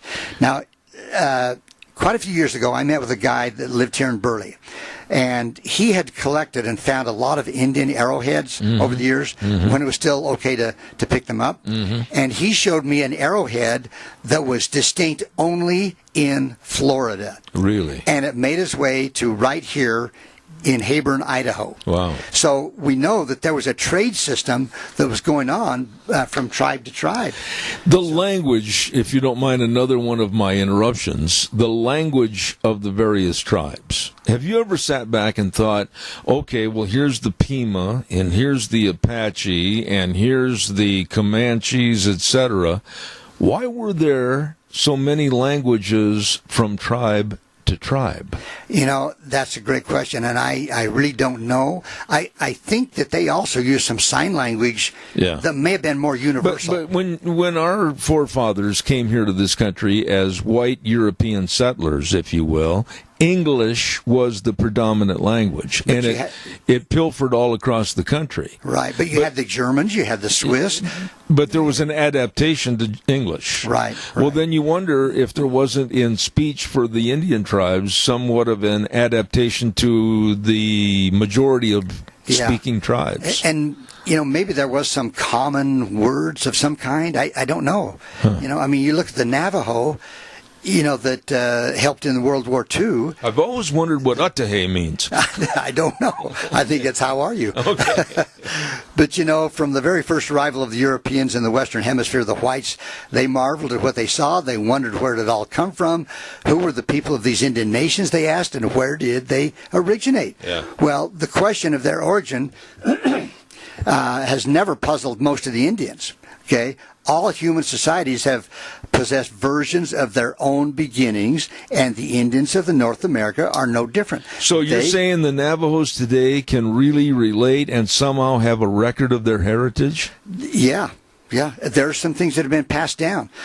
For example, among the Nez Perce and other Indian people of the mountainous Northwest, generations of grandparents told children stories of a time when the world was inhabited only by animals, all of whom spoke like humans and had human-like characteristics.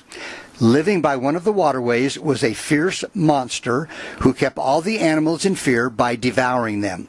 Finally, the bold and courageous coyote, the tribe's culture hero, jumped down the monster's throat and killed him by sawing up his heart with a flint. When the monster was dead, Coyote cut its body into small pieces, creating from each part a different tribe.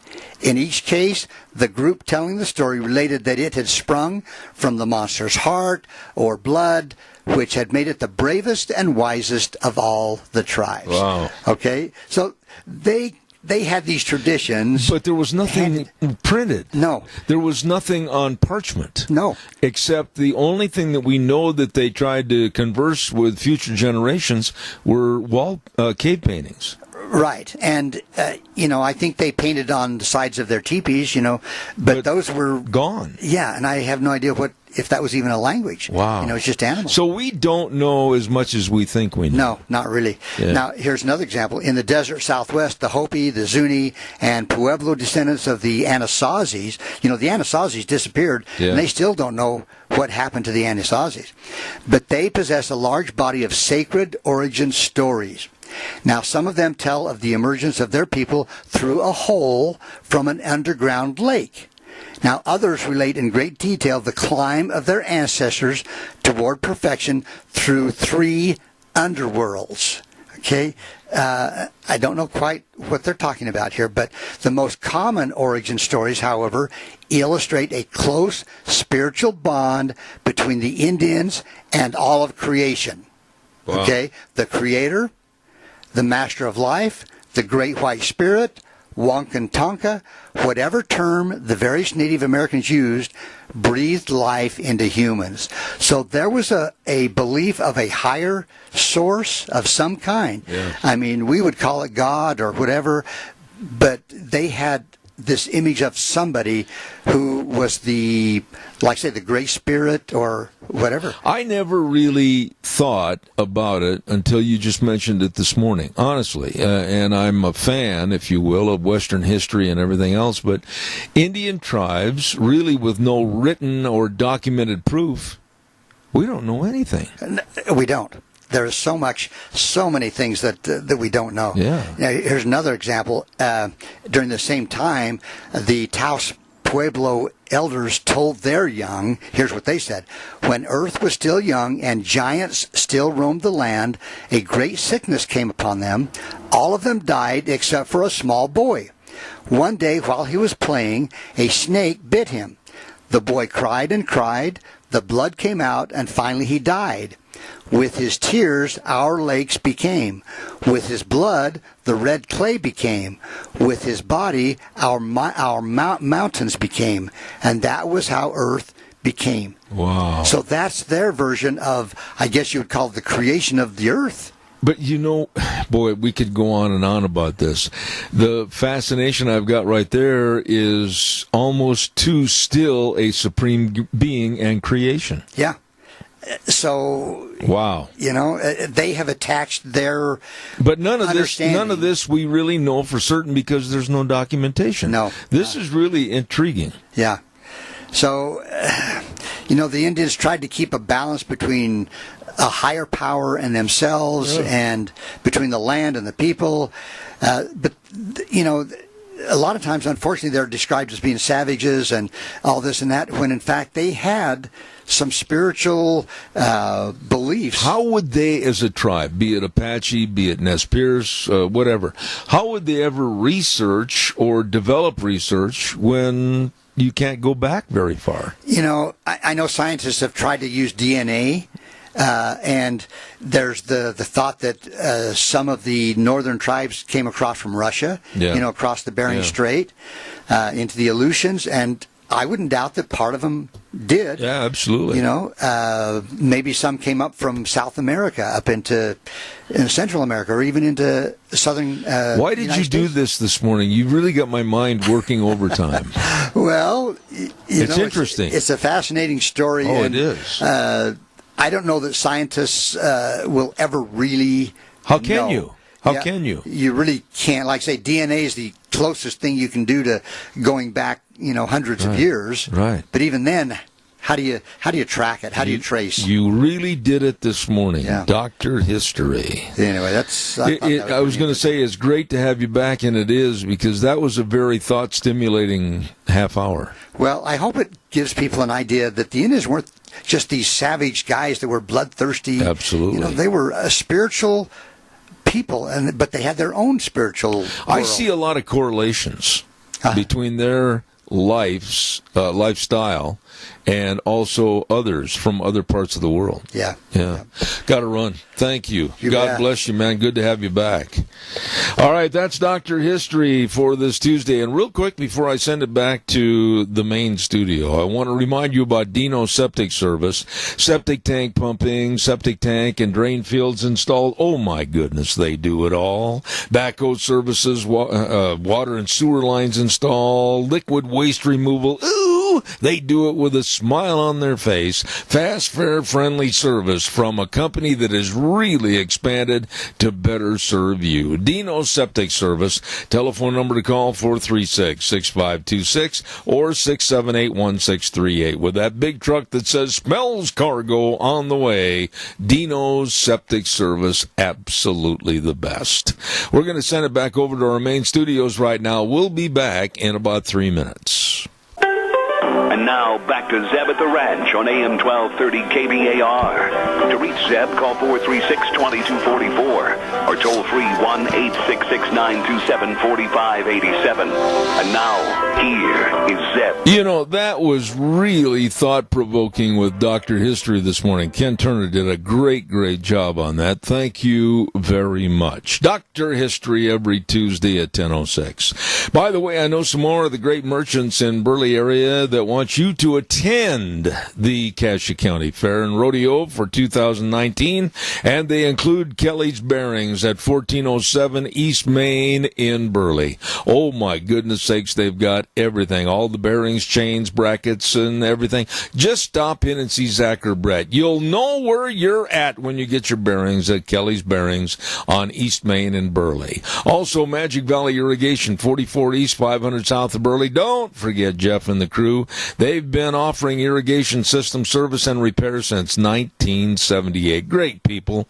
And they urge you to give them a call at 678-3101. Magic Valley Irrigation. Last but not least, old Rick's telling you, hey, if your transmission in your vehicle's not working and you're trying to get it in drive, but you keep going in reverse, you got a transmission problem. Free towing, free diagnostic, free estimates, all of this, your one-stop transmission repair facility, Mountain Transmission, 1146 East Main in Burley. Ladies and gentlemen, let us now go back to the telephone line, and with us for the next couple of minutes is a gentleman that's on the Cassia County Fair Board, and he's going to give us a step-by-step review of what's going on for the remainder of this week at your Cassia County Fair and Rodeo. Good morning, Ryan Samples. How are you? I'm good. How are you, Zeb? Not too bad. I've got visions in my head of you standing there with a cheeseburger in one hand and a maple bar in the other. Wow, that's a good vision, but it's not quite that. Okay. Probably a bucket and a mop. No, I'm sitting in the tractor. Well, I tell you what, hold your phone real close because we're having a little trouble with getting good connection here. Okay, today is Tuesday. I'm going to put you on the spot, and I want you to tell us everything you know about what's going on at the fair today. I don't know much about it. You didn't tell me I had to do homework to be on this program. You just said to call in. Well, then you're going to have to stay after class and write it on the blackboard 500 times. I've done that before. It's all right. Okay. I can handle it. Now, tell us a little bit more about this Moto Rodeo. It started last evening, and it goes again tonight. Yeah, we got the Moto Rodeo again. We've got tonight we've eliminated it down. Half the contestants went home last night. Tonight will be the championship. So there should be some good races. We've got. Oh, it's been pretty interesting. We've set up. We got a pretty big jump out in the middle of the arena. So we've had some casualties and some other things, but all in all, a good deal. Some people got some dirt thrown on them, but that's what you get when you come to the Moto Rodeo. Let me ask you this: when you say a jump, I've watched a lot of that on television and everything. Woo! You got to be out of your flipping mind to go 30, 40 feet in the air on a motorcycle. Oh, these guys, we didn't build it that big. We had to have it for everybody, but we do have freestylers coming tonight that will be doing that, probably even some backflips and all of that tonight if you show up for your $2 admission. It's a pretty good show. Is there any truth to the rumor that they have incorporated you into the act? Yeah, I'm right in the middle of it all. So that's tonight, and it goes at 7:30. Is that right? Yes, sir. 7:30 gates. We start taking tickets a little after 6, so it's all just general admission. So come in and get you a good seat. Hey, by the way, before we go any further, Ryan, talk to us a little bit about the daytime activities. I would imagine there right now is a lot of judging of the 4-H and FFA. Is that right? I think they're working on the FCS stuff in the 4-H building, and some of that turkeys, rabbits start in today, I think, and then tomorrow. Thursday's the sheep show and the beef show. Then Friday will be the swine and the rest of the beef show. Saturday will be the market animal sale. At 7 in the morning is the breakfast sale. Starts at 8. Okay. Now, you, as a very knowledgeable Fair Board member, you know everything. You're a walking encyclopedia. Share with my audience how you judge a turkey. I'm not sure. They pick it up and hold on to it, and they put it back in the pen, and I guess it's good. I'm trying that turkey showmanship because I can pull a wagon pretty good. Well, you be sure and find out the rules and regulations, and next year I want you to be an expert on turkey showing. All right, I'll try. I'll figure that one out for you. Tomorrow, Wednesday, is a big, big day because it includes the parade and other activities going into the evening. Bring us up to speed on the parade tomorrow morning at 10:30.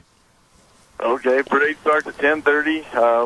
Lineup, I think, is from, last I knew, is from the Mountain View School all the way back down to the Burley High School on Park Avenue, and and it's a first come, first serve. There's no sign up, no special deal. The parade starts at 10:30, goes down Overland down to Main Street, from Main Street on over to the fairgrounds. Okay. And after the parade, more activities at the fair. And I had a call just this morning early. What about the carnival? Has that started, or does it start tomorrow? Carnival starts tomorrow at 5:30. So come and but you can still buy your passes at Taco Bandito for $25, and they will go up after the carnival opens to $35.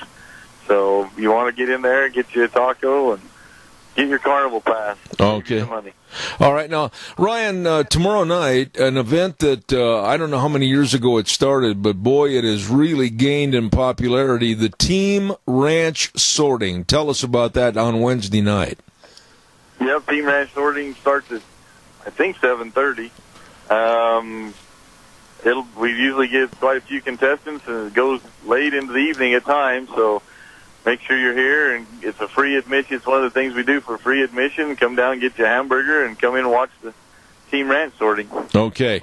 Then on Thursday, Friday, and Saturday nights, you've got your great big PRCA rodeo.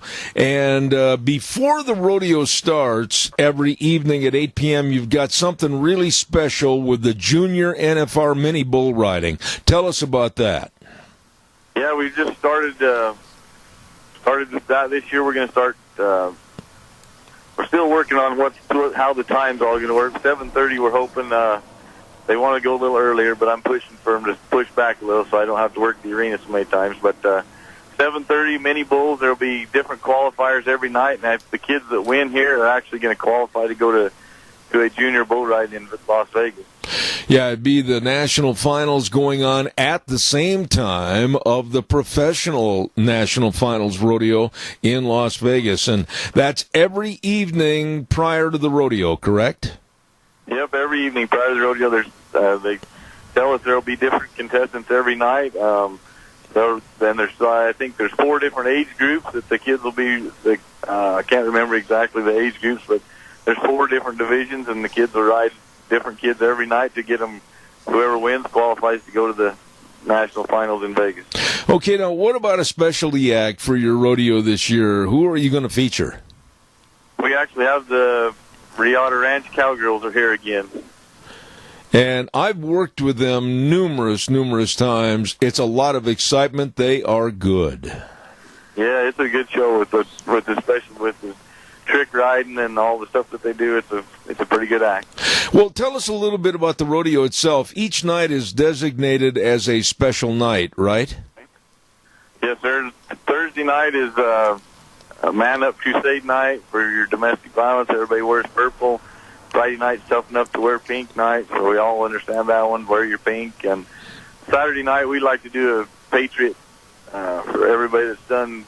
We pick certain eras and try to honor veterans and all that stuff. So we honor that as Patriot Night. Okay, now that's the rodeo. We've talked about a lot of things, but we did not mention Friday and Saturday. What about the pari-mutuel horse racing? Well, we will find out starting today and tomorrow whether we'll have horses. We hope to have races, but we don't know until we get the entries. So we'll have to stay tuned for that one. Stay tuned. Is there anything else we forgot and we need to mention about the Cassia County Fair all this week? If one thing, tickets are on sale online, or come down to the fairgrounds and get your tickets early. We do have an increase in price on day of seating, and anyone that was ever sitting in the wild bunch, that's now gone to reserved instead of general admission, because we've got some new aluminum bleachers that we got here, and so we don't want you to be surprised when you get here. All right, we've got a caller with a quick question for you, Ryan. Stand by. Caller, quickly, you're on the air, please. Ryan, yeah, you guys do a good job, and I know the pay's not real good, but why did we have to have an event on Sunday night? Can you answer that? Well, the event was, it's not really our event. We're just part of it. The Live a Little Productions came in with his monster trucks, and he wanted to be a part of the fair, and we told him he could take his chance on Sunday night, and he said he would do it, and that's it. We just had a little partnership there. That's really not our event. We provided him a place to do it. Okay. Well, did the fair board make any money off of that? Yeah, we rented the facility to him. We charged him a fee, and then we actually sold some beer at the event. We made money. It was a good deal for us, but it's not. It's kind of a partnership, but we're not. I mean, we didn't really promote it. That was the only night where we have the concert, and he wanted to slip it in there, and it worked for him. So. All right. I would appreciate it if they did not have that on Sunday. Well, we'll look into that. All right, sir. Thank you very much for your call. You do, Ryan. You know, Ryan, one thing I wanted to mention to you is we've had a lot of good reports about the Tracy Byrd concert. We didn't hear too much since it was over, but I understand it was a great success. Yes, it was a great success. They were great people to work with, great entertainer, very large crowd. It was one of our better ones we've had the past few years. Okay. So you're in the middle of everything. What is your main duty right now at the Cassia County Fair? My main duty, I got to get ready for tonight's moto rodeo. I got to pick the jump and prepare the arena and get all that stuff done. So you are an expert on elevation and how to attain the highest point of being in the air, etc. Something like that. Yeah, that's what, no, I just lucked out and it was right. Ryan Samples, I appreciate it. Anything else about the Cache County Fair and Rodeo for this year? Please go ahead if you have anything else. Not that I can think of, Deb. Appreciate your support and your time. All right. And if they have questions on any of the times, they can go to CasheCountyFair.com, correct? Yes, sir. I hope it should be updated and ready to go. All right. Ryan Samples, thanks for being on the program this morning. Thank you much. Thank you, Deb. All right, sir. Cache County Fair and Rodeo, Ryan Samples, and we certainly appreciate him being on the program this morning. We have got time right now for you to call and visit with us at 436-2244, 1-866-927-4587. And I think what I'll do, this is going to shock Wheels, but this is the first time in probably a month or so I've been on time with our weather this hour. I'm going to do that, and then we'll take some more calls. Shock me too, Wheels. Our weather brought to you this hour by Scarrows Meats, 331 North Road, Jerome. Number to call, 324-7657. And for all those delicious meats, whether it's the marinated pork ribs or the tri-tips or the bratwurst, oh my goodness sakes, just go to their website, scarrowsmeats.com. Delicious meats from Scarrows Meats. And right now, here's Gina with the weather. Sunny skies and warmer temperatures will continue as we make our way through this work week. Here's the look at your weather forecast. Looks like sunny skies for today. We are expecting a high of about 86. Could be a little bit warmer than that as we make our way towards the afternoon. Tonight, mostly cloudy skies with a low of 53. Tomorrow, sunny skies, expecting a high of 90. Overnight low is going to be in the mid-50s. For Thursday, again, sunny skies, upper 80s. Looks like mid-80s for Friday. That's a look at your weather forecast for 7. Oh, it's not too bad. Not too bad at all. Great summertime weather. And, of course, the weather brought to you this hour by Scarrows Meats, 331 North Road, Jerome. Number to call, 324-7657. And it is true. Oh, is it true? They are changing the way we eat, one delicious bite at a time at Scarrows Meats. Okay, your turn. Give me a call, 436-2244, 1-866-927-4587. I'd like to hear from you about anything we've talked about this morning. And as soon as I say that, good morning, caller. You're on the air. Good morning, caller. You were on the air. Are you still on the air? They were. Keith must have hung up. So. Okay. Listen, one thing I wanted to mention, I don't know if you caught this little video. It's real short. Caller, I'll be right there.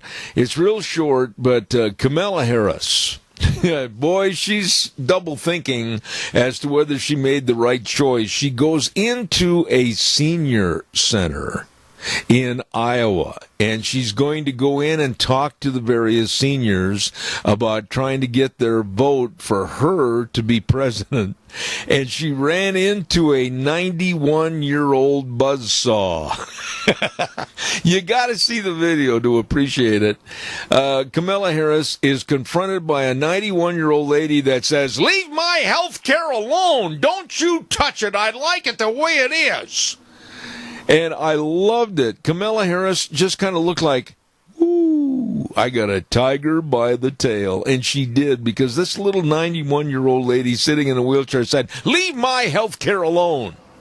And that, quite frankly, is a clip that should be used by all of us to tell the Democrats, leave our health care alone. Caller, good morning. You're on the air. Well, good morning again. The other day, one of my grandsons called me who had just completed his college, for a degree, and now he's faced with a $40,000 student loan, which is very, very common. And I give him some tips on it, but leaving that aside, I'd say this student loan deal is a big farce, because it is backed by the federal government, which they have no business being in that business. And so when a person wants a student loan, they go to the bank The bank don't want to hear their story, or how they're going to pay it back, or what they're going to use it for. They just give them the money because they know the government will make sure they get theirs. Yeah. And I think this is so wrong. By the way, what was your grandson wanting to do for a career of life work? Well, he's got a 2-year degree in business. Okay. So I'm assuming wants to get into a business or start his own business or whatever. Is that correct? Well, he's working for a company that he has to have agreed to move up, so to speak. Okay, well, he's got his ducks in a row. He's got his ideas focused on what he wants to do for the future, and he's taking the appropriate classes to attain that success, right? Correct. Okay. I have no qualms whatsoever for someone that really knows what they're going to do, how they're going to achieve it, and whatever, to go and pursue any means of education that they need to be career responsible. But those are the key words. I think you're like I am, Keith, when it comes to me and you and other taxpayers taking care of people's debt that they wanted to assume when they went to college. I'm not for it. I'm not going to go for it. I'm going to do everything I can to denigrate it because I paid for my education, you paid for yours, and let them pay for theirs. Yeah, and I don't think the banks, before they give them this loan, even think about it, because it's a no-brainer loan. I mean, you sign here and you're getting the money, and that's all that they have to do with it until they don't pay. Well, and then this... And there's no way they can pay. No, there's no way they can pay. That you're right. And the forgiveness of debt, this is almost like going to a church and asking for the forgiveness of your sins. This is absolutely repugnant to me that there would be the Democrats standing out there, whether it's Harris or Booker or wild-haired Bernie or whomever it is, saying, we're going to forgive $1.6 trillion in student loan debt. Now, Mr. Cottom, in very short 15 words or less, can you explain to me how much $1 trillion is? Are you sure I got that much time? Yeah, there you go. But to excuse it... My life to digest this. This is ridiculous. I mean, free health care, we're going to forgive student debt, everybody can go to school and get a free education, Medicare for all. I mean, how dumb are we as a society to even listen to that balderdash? Well, at one point I want to try to get across to people is when they make this loan or receive this money for the loan, they have to pay it back. Yeah. And I don't mean pay it back to Dad or anybody else. You have to pay it back to that bank. And how are you going to do it? There you go. The bankers do not take the time to explain to them they're going to have to do this, and there's just no way around it. It'll be like a chain around their neck the rest of their life. And albatross, I agree with you. Keith, thank you for your call. Have a great day. Thank you so much. Appreciate it. Yeah, I just listen at the news. When I leave this studio, I usually take in about maybe an hour of what's going on in the daily news, etc. And I am absolutely amazed. I mean, shocked to sit back and listen for the headlines and the stories about, well, we're going to excuse $1.6 trillion in student loan debt. We're going to create Medicare free for everybody. We're going to have free colleges. We're going to do this. We're going to do that. No, there is no such thing as free. This country is on the brink of falling into an economic abyss.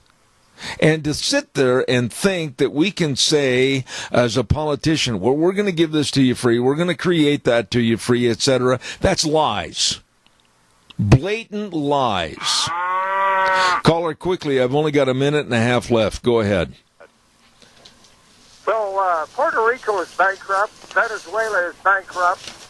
And life in those places is hell, to say the least. And other people are heading that direction.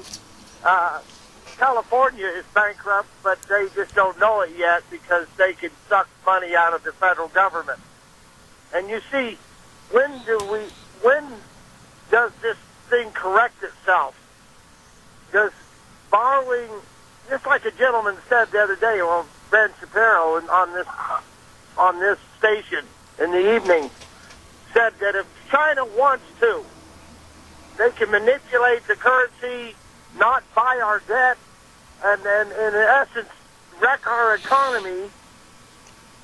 And Donald Trump, if he don't have a good, strong economy, he said he don't think that Donald Trump will get reelected. I tell you what, this whole thing is so precarious, it's not even... It is very precarious, but on the other hand, I think there's a defense for it. And that defense is, and I got to wrap it up right here, Randy, the defense for it is not to vote Democratic. Don't go along with these fairy tales that they're trying to spread, and I cleaned up my verbiage. This is idiocy, and we can't let these people have an office. Well, how... It's just like Keith just said, people that don't know any better, there are millions of people that don't care, don't want to care, don't have any intentions of learning, don't know history, don't know economics, don't know diddly, and they're going to go vote on emotion and on, popularity and how Kamala Harris is good looking. Well, let's vote for her. Yeah, well, there's a story there that I could relate, but I'm out of time, my friend, and I agree with you. I just absolutely will not buy into the Looney Tunes that they are spreading. I got to run, Randy. Thank you so much. Don't forget your Magic Valley Les Schwab Tire Centers, all 7 locations serving you with the best of tires. You're going to be going on a road trip, a late fall trip with the kids before school. Make sure you've got the best and the safest of tires, all the different tread designs, all the sizes for your cars, your pickups, your SUVs, your camping trailers, horse trailers, whatever. They've got them all of them at all 7 locations, along with the best in brake service and front end alignment, shocks and struts and batteries. You stop in and see them before you go on the road trip. They are there to serve you. And that's, of course, Lane and Rupert, Dave on Blue Lakes and Twin, Mike and Buell, Mike and Jerome, the Twist family in Paul, Daniel on Poline in Twin Falls, and Trent on Overland in Burley. The best. Your Magic Valley Les Schwab Tire Centers. Got to run. Hey, we always say at the end of the program, the way things were, the way things ought to be, and the world needs more cowboys. And these next 4 words we really believe in. In God we trust. We'll see you tomorrow morning at 8:06.